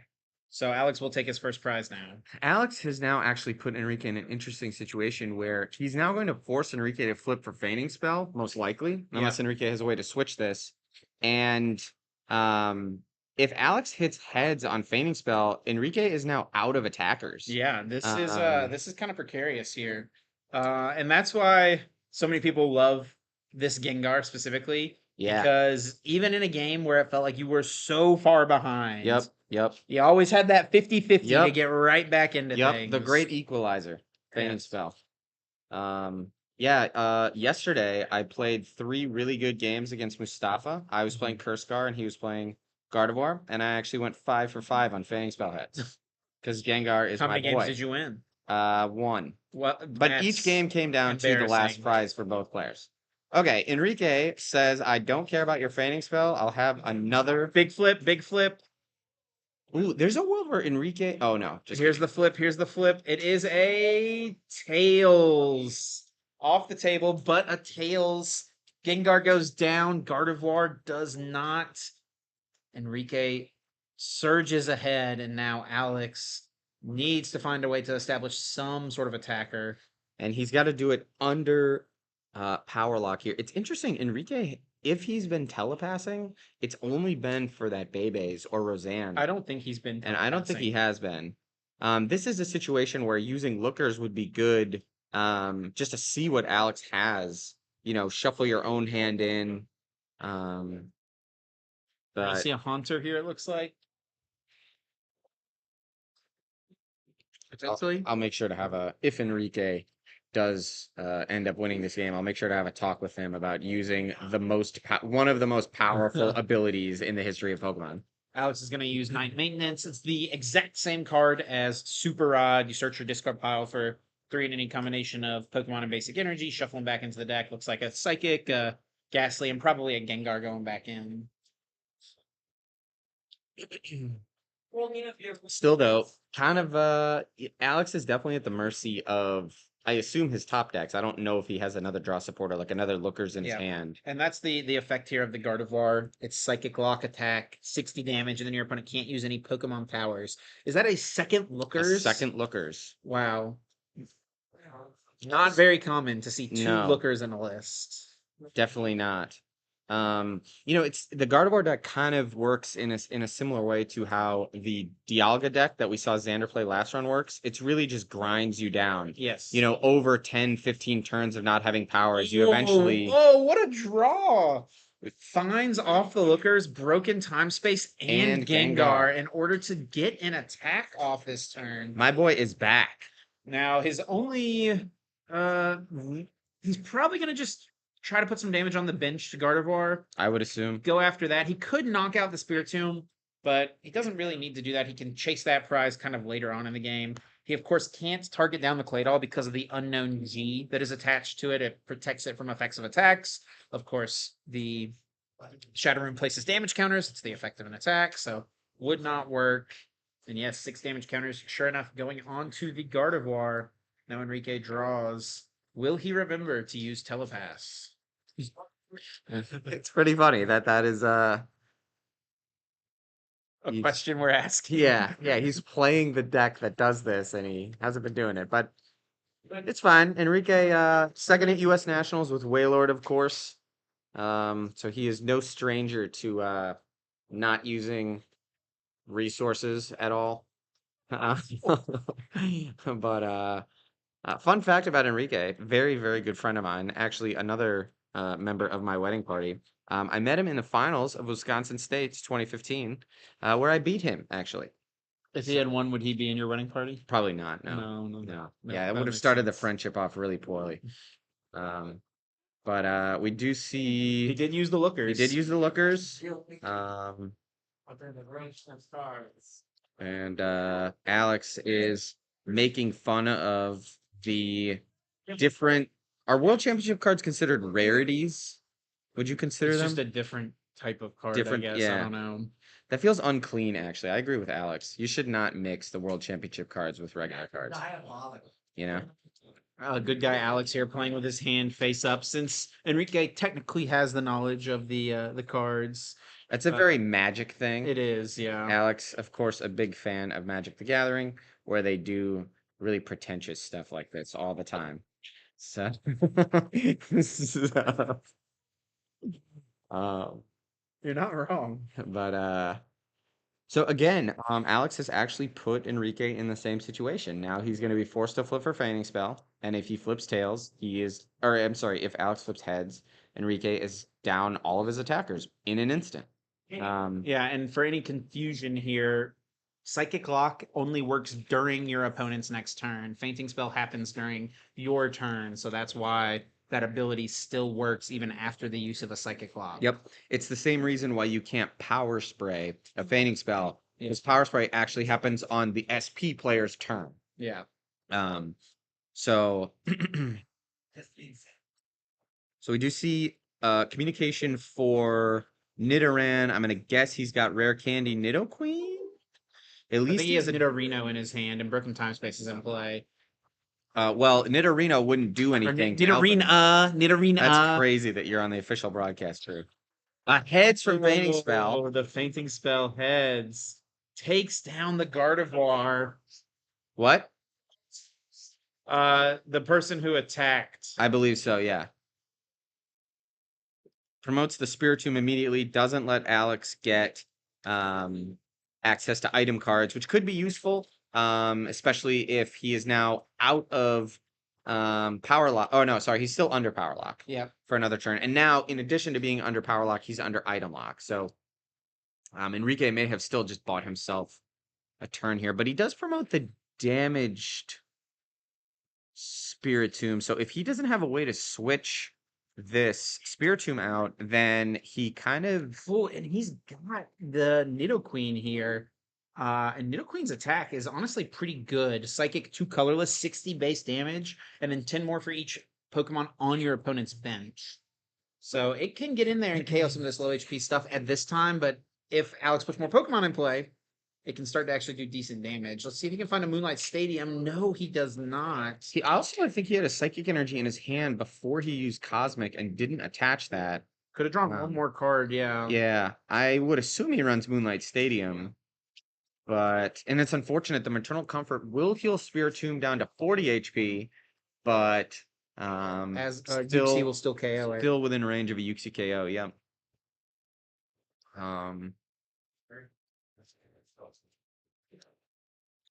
And Alex is going to Cosmic. He's going to put 2 down For to maybe draw just 1. the second time this game. he's Yeah. Been able to use Cosmic Power. Maybe the first, actually. He's going to attach the Psychic to Crobat, which maybe not.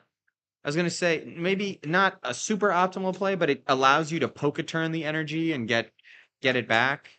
No, just gonna go for that Psychic Restore, take the KO, leave the Uxie in the active spot. And we're actually tied on prizes now here.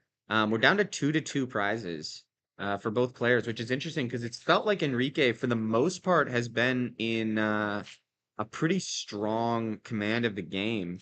All it takes is a Feigning Spell heads, man. Yep. And that's exactly what we saw happen. That Gardevoir that Enrique had worked so hard for goes down. Alex was able to get through the Gardevoirs on the bench. Kind of like as Gardevoir against these Gengar decks, holding off on putting your level X in play until you can target a Gardevoir that's been damaged by a Shadow Room, make it so they have to commit 3 turns to KO it, as opposed to just the 2. And it will be the Nidoqueen attack. Now Goes down. Now it's 2-2. Oh, so Alex actually took the ahead. lead. Yeah, Alex did take the lead. And Poké Drawer Plus, what? Dude, okay. What is... Oh my gosh, this is crazy. So Poké Drawer Plus, you can play 1 or 2 from your hand. If you play 1, you just draw a card. If you play 2, you get to search your deck for any... Is it 1 or 2 cards? I think it's 2 cards and add them Yeah. to your hand. So this can create some really powerful combos. There's no Psychic Lock here from Alex that Alex has to worry about either. So we can see some combos with the Claydol here. Yeah. Oh, Full wow. BTS. The full line with the BTS and the Cosmic Power for 6 fresh cards. Man, this really turned in an instant for Alex here. The last couple turns, he has just completely flipped the board. And there's another Another- here. Oh, Roseanne's first. Or Pokedex, I should say. Do you think would Pokedraw Plus be good in standard now? Like if Yeah. it was legal? Yeah, you just knock towel and it's Oh you yeah. can get literally whatever you want. Oh yeah. It'd be pretty good. That's true, yeah. Well, I don't know. Pokemon have like 1,000 HP now, and you draw your whole deck all the time. I mean, I'm an old man yelling at clouds. So Alex uses a Crobat, puts 10 onto the Dust Skull. Can set up for with some Poke turns. He does A also have potential Super Scoop KO. Ups. He does have Super Scuba. We've seen a couple of those. I don't think we've seen any Poke turns, and that is what we're going to see now. There's one. Is there another one? 5 cards. I think he's digging for another Poke turn here to deal with this Dust Skull. And there's a rare candy into a Gengar. Man, Does it he felt like not? Alex has had like 15 Gengar this game. Which There is it is. awesome. That is huge to find, to get the Crobat back and get rid of that Duskull, eliminating the potential threat of a Dusknoir from Enrique on this next turn. Now, the Nidoqueen is going to be doing a lot of damage here. 60 plus 10 for each benched Pokemon, so it actually is going to be able to KO the Gengar. But then we know Fainting Spell could come into play. That Oh, yeah. could potentially just give Oh, yeah. Alex the literal win right away. And if it doesn't, now we're gonna be in a kind of interesting spot. We'll see the judge. What is that? Alex is clowning on Enrique for using a Hang modern on. judge. Hang on. I don't think I want to allow that artwork in this tournament. Enrique, You're gonna clown on him. Enrique. Just leave him alone. He's about to lose, bro. Give him a break. that's cruel. We should be unbiased. Just that's an ugly art. Also, I'm the tournament organizer. I can do whatever I want.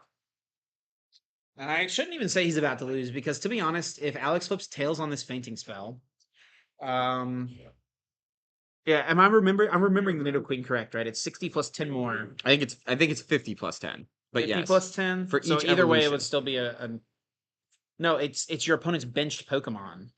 No way. Is it Power Swing is the evolution on your bench? You're thinking of Flagon. Here's a flip. You're thinking of Flagon, and yes, it is a heads on the Fainting Spell. So Alex is going to be able to win this game. What a comeback from Alex after doing nothing for the first 10 turns of the game. Yeah. What a game! What a game! And TPO3, my friend Sean, good shout out there. Also telling Enrique that's a gross judge. Sorry, I don't have 3. Buy a Everyone is third one. Clowning on Enrique. For You're a his- doctor now. You can afford it. Okay. So Xander and John are the other top 4 match, and Yeah. it's been pretty quiet over there, so it must be a pretty serious. Yeah, they're Pretty still serious going. top 4. So that's Dialga versus Gengar. John, who's winning? John is currently John up is 2 up to 2 to 4 on prizes, but Dialga does play from behind. So Yeah. we'll see what happens over in that one. We will grab Alex for a quick winner's interview. All right, Alex. slide in, buddy.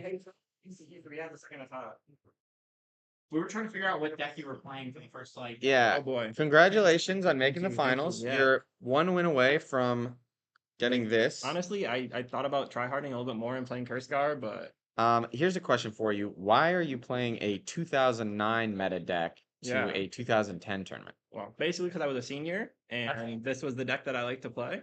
Okay, fair enough. The real deck is basically this with Nidoqueen instead of like Pokédrawers and Pokédex. Sure. And basically a lot of the point of this deck is like your opponent's going to try to like hit you for 90 and then Psychic Restore with the Uxie so they don't have to go through Fainting Spell.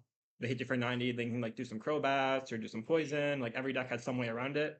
And Nidoqueen, you would like heal a little bit every time and make it harder for them to like actually get to that kill. Sure. But I just like the speed deck. Yeah.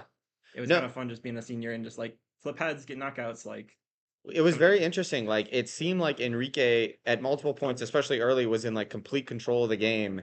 And like you missed the first Fainting Spell heads, Yep. but you kept forcing him into having his lone attacker take that risk. And you hit the second one, and suddenly the whole game flipped, and you were in the driver's seat. yeah, I played the matchup last round against Mustafa, and I kind of figured out you just need to hit a Fainting Spell and you just clear their bench of their attackers. So eventually you'll get to a turn where you can use powers again.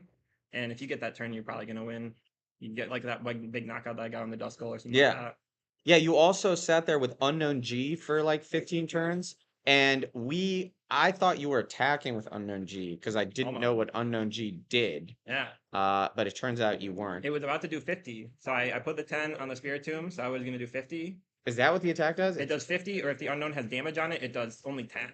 So So I was gonna do oh, 50. so you were gonna knock out the Spiritomb. Okay. Or if he used the Spiritomb to like evolve something, he put 10, so I Right, could 50 yes, it. Or I could okay. just 50 it, and then if he does the attack, then the Spiritomb gets knocked out. So- he has to No, put there up was another two one. Crobat. Yeah, just all those situations come up. So Unknown G is basically your secondary attacker. Pretty much. I Yeah, mean, makes there's only one sense. attacker. Yeah. Secondary attacker is Haunter. Sure. Uxie. What was gonna happen in that game? You think if I don't know if they can hear me or not, but what were you gonna do if you flipped tails on the fainting spell? What was the game? The plan? second How would you one? move forward.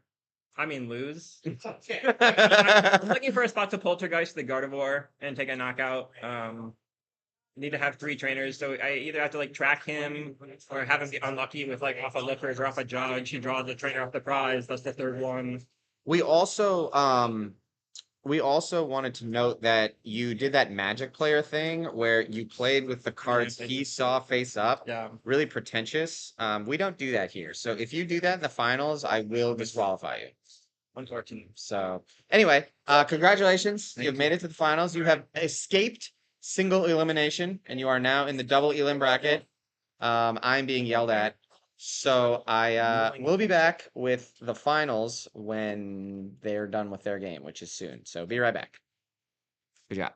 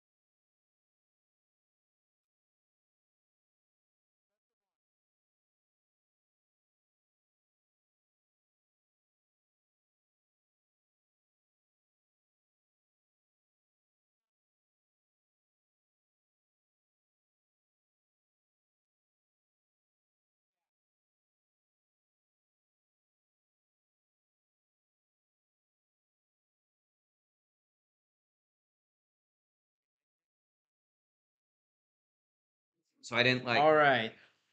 We have our final match getting set up, getting ready. A little drama and intrigue and controversy.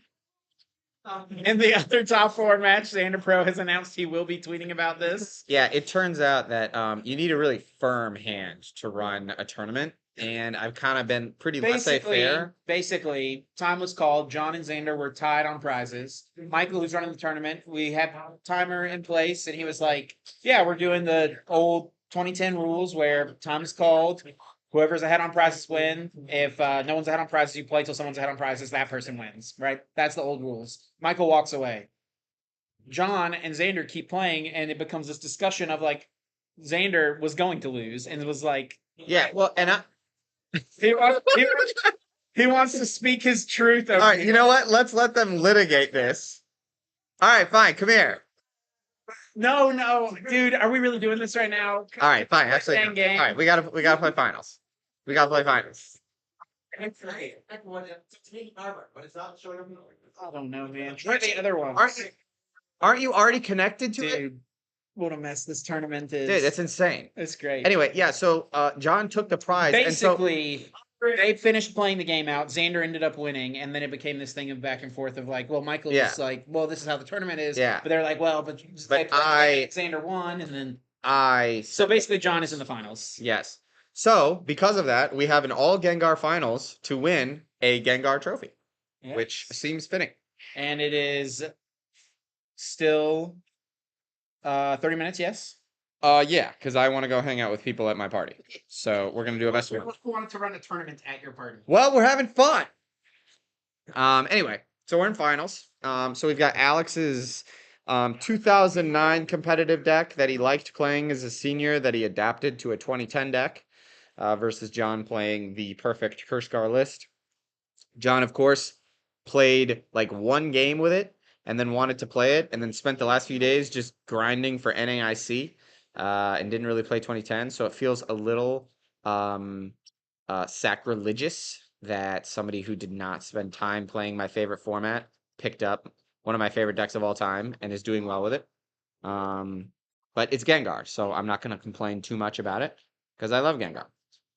And we are starting here. John starts with Spiritomb. Alex starts with Unknown G again. His secondary attacker. Yeah. I was kidding about it, but I guess not. But John is just going to pass. To Alex. I walked over there to start the timer and got a little peek at John's hand. He has 3 Spiritomb in his hand, including the one that he started.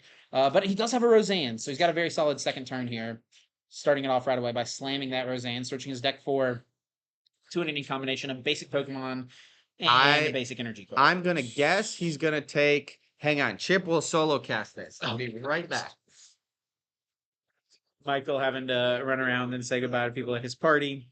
Yeah, not a great start there for Alex. No Ghastly, no supporter card. Does at least have a ball toy, so if he can find a Claydol, he can at least start using Cosmic Power next turn. John is looking pretty good here. Gets a ball toy and a Ghastly off the Roseannes. See if he has an energy card to attack. Doesn't look like it. And it will just be the Darkness Grace. Search the deck for a Pokemon that evolves from one of his Pokemon in play. Put it onto that Pokemon. And is going for the Haunter, probably signaling that that means he has a Claydol in the hand. And this is the play you and Alex were kind of talking about. Oh, baby. Second attacker, Unknown G, coming in, clocks that Spiritomb. John is Oh, shocked. baby. This is like achievement hunting. And there, sure enough, is the Claydol. John can get up and running with an attacker here if he finds a Fainting Spell Gengar. So he can start putting on some pressure. In a way, he kind of... Like, let's say he doesn't get the Fainting Spell and an energy, having to use Darkness Grace again is actually not great. Yeah, because it gives up another prize to this Unknown G. Yeah, so this Unknown G, the attack, hidden power, it does 50 damage, but if the Unknown has any damage counters on it, its base damage is 10. So John could counteract that by just like hitting it somehow. Be it with a Ghastly or even with this expert belted Haunter. First attack, yeah. I don't know what the Haunter's first attack does. I think it puts you to sleep.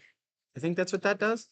There's I don't think it does. Of different Haunter in the format. I think that one for 2 energy, I want to say maybe puts you to sleep.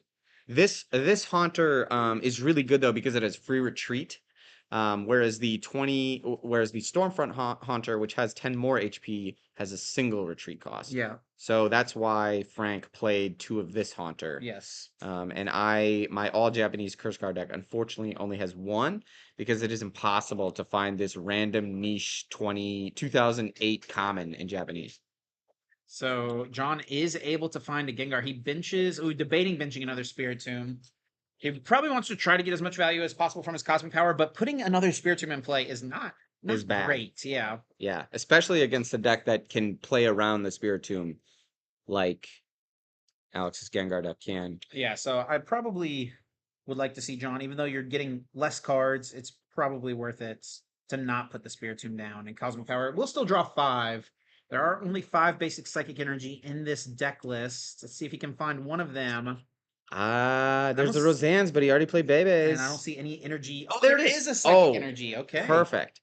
So he- Unknown G getting sniped by Gengar. What a weird world. Unknown G, of course, usually protecting Pokemon from getting sniped, but only when it's attached as a tool. Yeah, but not It's, when you're playing this turbo aggressive Unknown G deck Yeah. that Alex is playing here. Yeah, this is looking pretty good for John. He'll use a Luxury Ball, gets to search his deck for any Pokemon and add it to the hand. The caveat with this card is that you cannot play it if there's any other Luxury Ball in your discard pile. So most decks play just one Luxury Ball. It also can't grab level X Pokemon. John also expert belting the fainting spell Gengar again. Again, bucking conventional norms, saying I don't care about putting a damage increasing tool on a Pokemon that doesn't often do direct damage. But and he Shadow Room knocks out the Unknown G. Yeah. Alex's only attacker in play. Yeah. Alex draws for turn. See if he's able to find something useful. There is a Luxury Ball that can get played all online, and that opens up a world of possibilities. Expert belting this fainting spell Gengar is also actually it can now actually be kind of dangerous because Shadow Room can snipe the opposing Gengars, and that's how you get around fainting spell in Gengar mirror matches. It does put it up to 300 or 130 HP, so it would take 3. But Shadow he does have Rooms. many Crobat. And, That is true. Yeah, good point. Good point. Yeah. Yeah. Now the counter to that is John really needs to get a Nidoqueen online as fast as possible to have Maternal Comfort start Yeah, getting some healing and protecting that. Nidoqueen is really just one of the more powerful cards in this format that not a lot of decks play. You really kind of need to be playing it in a deck that already is playing Spiritomb, which usually is just going to be a stage 2 deck already. Yep. But it is so good. Played all draws up to 6. There is a Broken Time Space, Rare Candy into the Gengar and a Crobat. So a little pressure here. If he had a Poke turn, we actually could see him take out the Claydol. Oh, he actually has not even... Oh, it was a Lookers that he drew a bunch of cards for. So now he's drawing 6 off the Cosmic Power. If he finds a Poke turn here, he can take out the Claydol. Or if he finds Super Scoop Up and hits a Heads, he's going to dig a little bit further with the Pokedex. Oh, is that what it is? It's not Poke Radar? I think it's Pokedex. Or Pokedex Sandy 901 or something. Oh, you were close. Yeah, something like that. Yeah. Yeah, seeing John's hand because he did play a Lookers, just getting a reconfirmation. I do not think he drew a Poke turn because we have not seen it played. And I think he would have excitedly played that down if he'd been able to find one. There's a Ghastly. And there's another he just has Crobat. a That'll second work Crobat. just as well. Dude, senior 14-year-old Alex Hill in the Wow. seniors division. Who knew that And he was then building the deck that 30-year-old Alex Hill would play? Shadow many years Room later. KOs the Claydol, leaving John with no draw power in play. And this deck is extremely reliant on Claydol. Outside of that, your only way to refresh your hand, draw more cards, are the 3 copies of Judge. That only gets you 4 cards. And then there's 2 copies of Felicity's Yep. Drawing in order to draw 3 or 4 cards from the top of the deck. Now, it's interesting that John plays the Moonlight to bounce the Broken Time Space when Broken Time Space would actually allow him to get another Claydol online immediately. He may just not have those pieces. He's got... I think he's got a communication in his hand too. Yeah, he's got Roseanne's here. It's possible that he's prized a piece Could of be. his second Claydol. And he doesn't want to have to put an Azelf down, which is another low HP Pokemon with a Poke Power. Yeah, the thing you really want to. So Alex's deck, it's really aimed at going after the lake sprites, right? The Uxie, the Azelf, the The Mesprits, Mesprit, which were yep. very popular in this format. So it was really aimed at just chasing down those Pokemon, putting 6 damage counters on them, and then getting that extra damage with the Crobats. So putting an Uxie in play for John to draw more, or putting the Azelf in play to go get a Pokemon out of the prize cards, it just feeds Alex effectively another free prize at some point in the game. Yeah, the other thing in there, and then we see him grabbing the ball toy. You And he know, does have the Azelf. and he does have Azelf. So, even if you wanted to play the Moonlight Stadium, I feel like maybe you just wait to play the other cards in your hand first. Yeah, maybe a slight Um, misstep here for John. Yeah. Could have gotten a Claydol right away. And even if the Claydol possibly gets knocked out next turn anyway, it gives you another turn of Cosmic Power. Looks like he's gonna guarantee his energy attachment here. Potentially? Really thinking 3 things. That's gonna be the Azelf. He is Okay. taking Azelf. Yeah, the Gengar decks were very good at taking out, as you mentioned, the Pixie sprites, all the chump prize Pokemon. So the Yes. Pixies, also Claydol, things like Crobat, Yep. which is why Unknown G is so important. But this Curse Card deck doesn't play Unknown G. Doesn't. Frank, figured the combination of slowing their setup with Spiritomb and Nidoqueen was enough to not need to use that card. And that's part of why that Unknown G, we're like kind of joking about it, making fun of it a little bit, but like the deck's setup is so reliant on using the Spiritomb's attack that with Alex having the 2 energy on the Unknown G, like John just couldn't really afford to go for that. He was going to give up like 2, maybe 3 extra Right, prize cards right. that he didn't have to. Yep. And so it forced him to kind of go a little bit more aggressive. And then now Alex was able to find kind of the punish play of the double Crobat into the Shadow Room. The other thing too that's interesting is John is going to be chasing the Claydol as well. And Shadow Room it for 60, although Alex just plays Super Scoop Up to negate that attack anyway. But I was going to say that, John chasing Claydol with Spiritomb is a lot less efficient than Alex, because Alex can one-shot them Ooh. using a combination of Flash Bites and Poke Turns, Super Scoop Ups like that, which he is doing. He's actually doing the Is same even strategy he another did one? against Enrique. He's going to force John into a single attacker Wow. and force him to try and flip for Feigning Spell.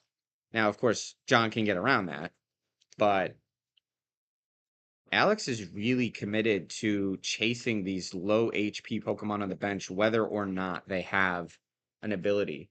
It's very impressive how like efficient his deck is at doing this kind of stuff. Honestly, as John here, I think I would probably just start swinging with Poltergeist. I think you have to just Alex has a lot of cards in his hand, Yep. and with your expert belt, he only has to have 3 trainers for you to get a KO. flip side to that is a Feigning Spell heads ends the game effectively, giving up 2 prizes because of the expert belt if Alex does get heads on that. But he plays the Azelf, he takes the Claydol, like we Enough said. was Yep. prized. Yep. So Azelf, very powerful. Look at your face down prizes. You get to reveal a Pokemon that's in your prizes, put it into your hand, and then swap another card from your hand with that prize card. But even with this now Azelf is another prize for Alex to take. The Claydol is another prize for Alex to take. And then all that's left is just a single prize. I think we're gonna see a Feigning Spell Um, flip here, buddy. I think John's kind of got to go for it. Alex almost certainly has 3 trainer cards in his hand right now. Yeah. And I mean, I like it could be the game right here, right away. But I don't know what else. Like if John, I guess John could play it slower and go after the Claydol again. Alex was able to heal it last turn with the Super Scoop Up, right? So maybe if he is unable to do that again, you could go after that. But You see a Felicity's John's going to discarding. draw a lot of cards here for the fact that he does not that his board was not quite as established. He was able to get the Claydol, so that helps, of course. Yeah. Communication. Maybe he grabs. Do you see if maybe you can set up a Dusknoir here? Is that something that If you you try? can get Dusknoir, that could be really good. And then you could go for. You have a couple options. You could put back the clay doll, which I think is the most obvious choice, and most often when you can, you put the Put opponent's the clay doll clay. back. Yep. But also at the same time, you could put back Alex's Ghastly. I was thinking the same and thing. then KO his active, hopefully. And then even if Alex hits a heads on the fainting spell, you're kind of at an even board. He right? needs to find another Ghastly, Haunter, Gengar, or Rare Candy Gengar. The flip side to that is Alex has broken time space, and he does take advantage of that. But John just opts to shuffle away the clay doll. Still a fine play. Yeah. If he can get this feigning spell heads to not proc, he's still in a pretty good position here. Let's see if he goes for it. Yeah, and I think, like you said, I think he's gonna go for it. Yeah, I mean, I think Claydol was the best target for a Shadow Room, so the fact that he's shuffled that back into the deck, yeah, I think it's got to be a Poltergeist. And the fact that he attached this other energy as well. He's debating it, though. Tough spots. Oh, and he level X's. Wow, committing the level X here as well. It is going to be a Poltergeist. This is huge. Let's see how many trainers Alex has. 1, 2, 3, 4. That is going to be enough. Here we So go. it's going to be a KO, but Alex has the fainting spell. Flipping a coin. If heads, he will knock out John's Gengar, but it was a tails just off the table. John's Gengar level X with the expert belt hangs on. That would have been a huge swing for Alex because he would have been able to take 2 prizes there. Yep. But one thing we do see off that Fang Spell, we see Ghastly, we see Haunter, we see a Uxie, we see a Lookers, and there's also one Pokédraw. So the amount of cards that Alex needs to actually get that Gengar is he's got a lot of options to try and find something. But if he gets a Gengar in play, like sure, maybe he can chase after the Azelf, right?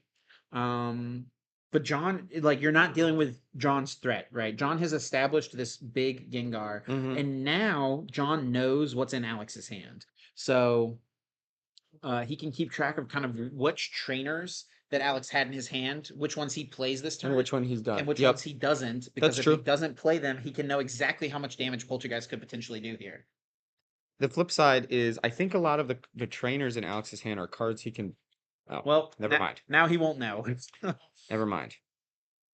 I wonder if there's a world where you try and draw more cards with Uxie first, and then use Lookers to reset your hand after, potentially finding Gengar first and then lowering your item count in hand.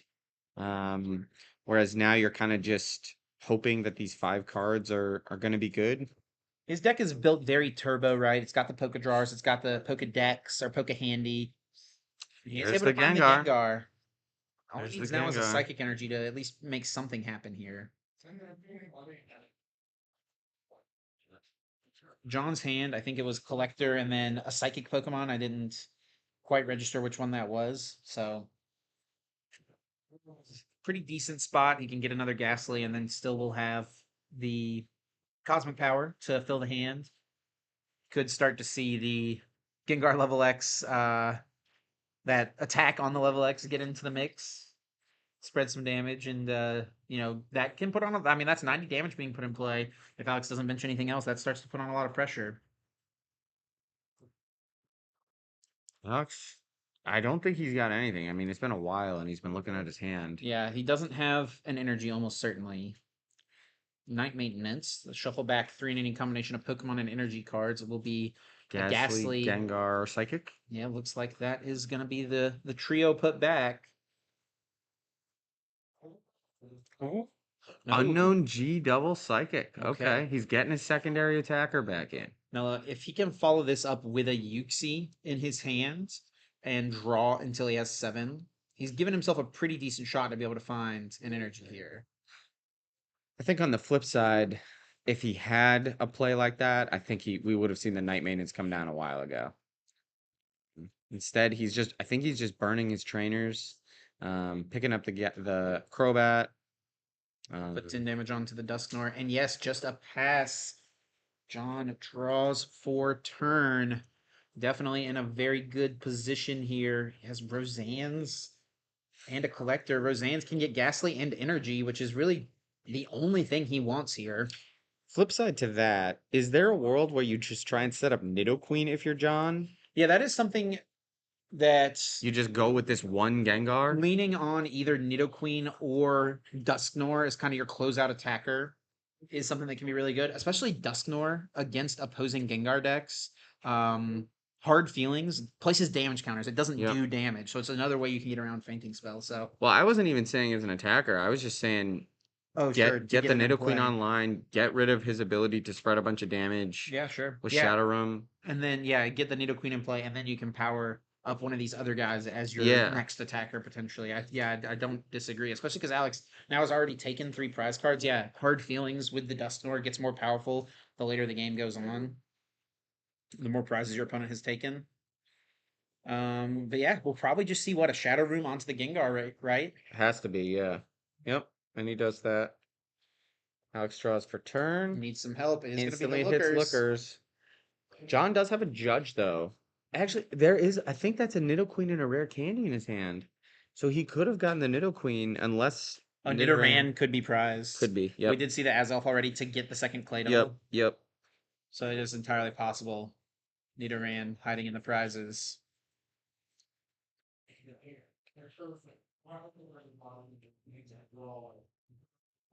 See if Alex is able to find an energy card. He missed one last turn. He is able to find one now. He's going to move into this Gengar. He's If he doesn't have a level X or an expert belt, he's not going to be out of range of Shadow Room from John. And it feels like he's a turn behind here on this. He would have really loved to attack last turn, put that 6 on the Dusknoir, so that he could knock it out this turn. And then the Claydol and Azelf are just there as his last 2 to take. Yeah, I almost wonder. Yeah, I actually don't even know. Yeah, okay, Alex does at least have another Ghastly, so we can start to work that into the mix next turn potentially. He's gonna need some draw power next turn, and it will indeed be the Shadow Room. 60 damage placed onto the Dusknoir on the bench. He catches a Psychic to the Haunter on the back. That one's going to be our Curse Gengar almost certainly.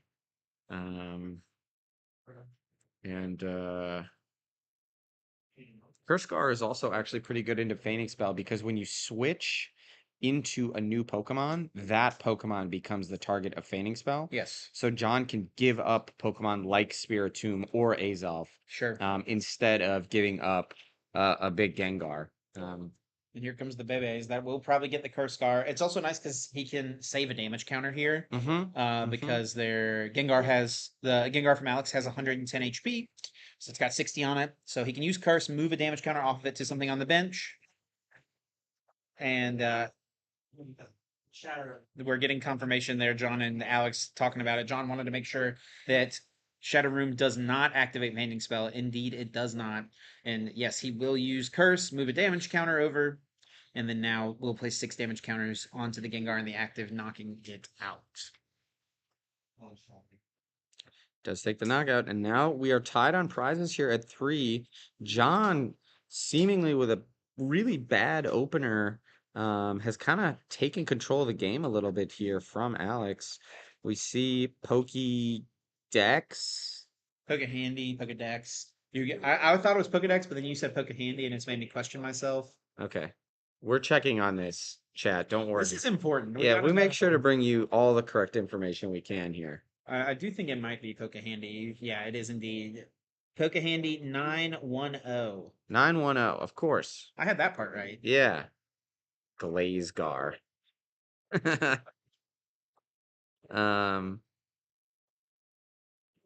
Boy, Alex just is not. Oh, it's Pokédex Handy 910. Oh, of course. Pokédex. Dude, it Handy kind of looks like 910. the Samsung Galaxy phones that are like the 2, you know what I mean? Dude, Pokemon was ahead of its time. We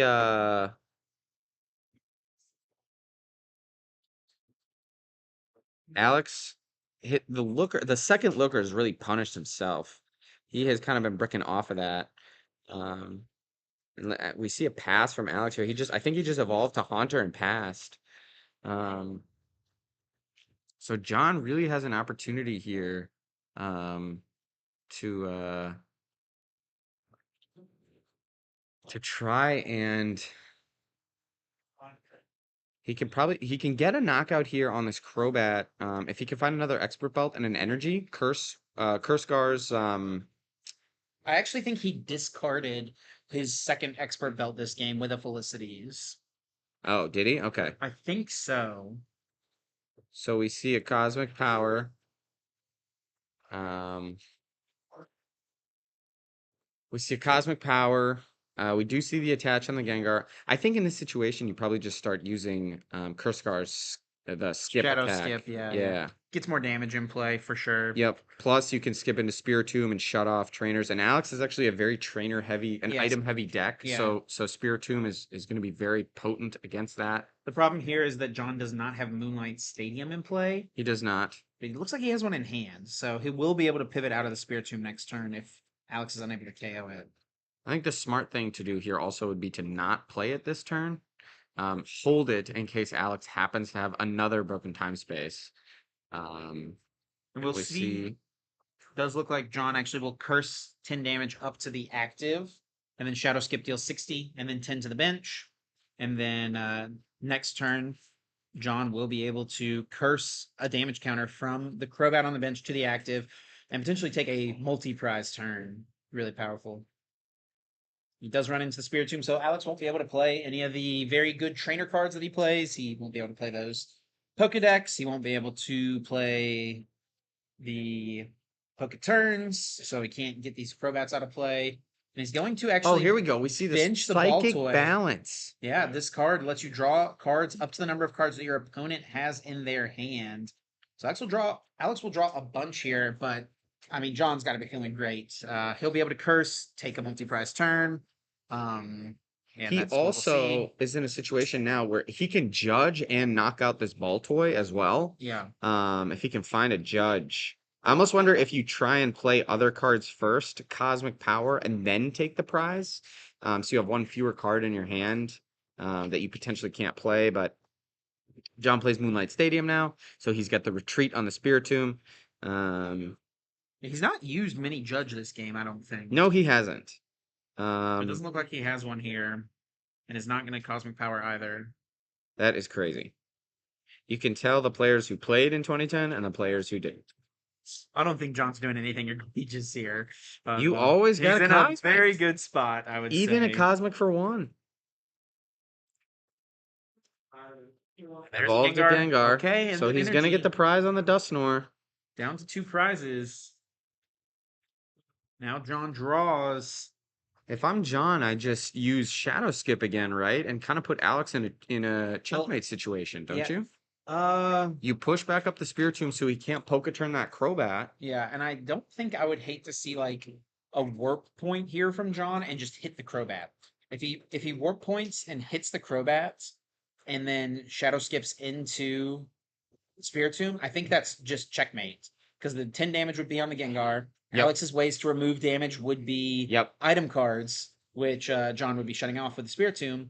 And then next turn, he could just simply curse the damage over to the Crobat to clean it up and take the last prize. Also, though, he's kind of in a situation where he could just retreat and Shadow Skip and put the 10 on the Crobat. And then he does have the Shadow Room Gengar under that level X as well. Yes, that is true. So I think he's got him checkmated here, doesn't he? There's really not much that Alex, I think, can do from here. He can honestly even Shadow Skip and knock out the Gengar, and it doesn't matter the outcome of the feigning spell.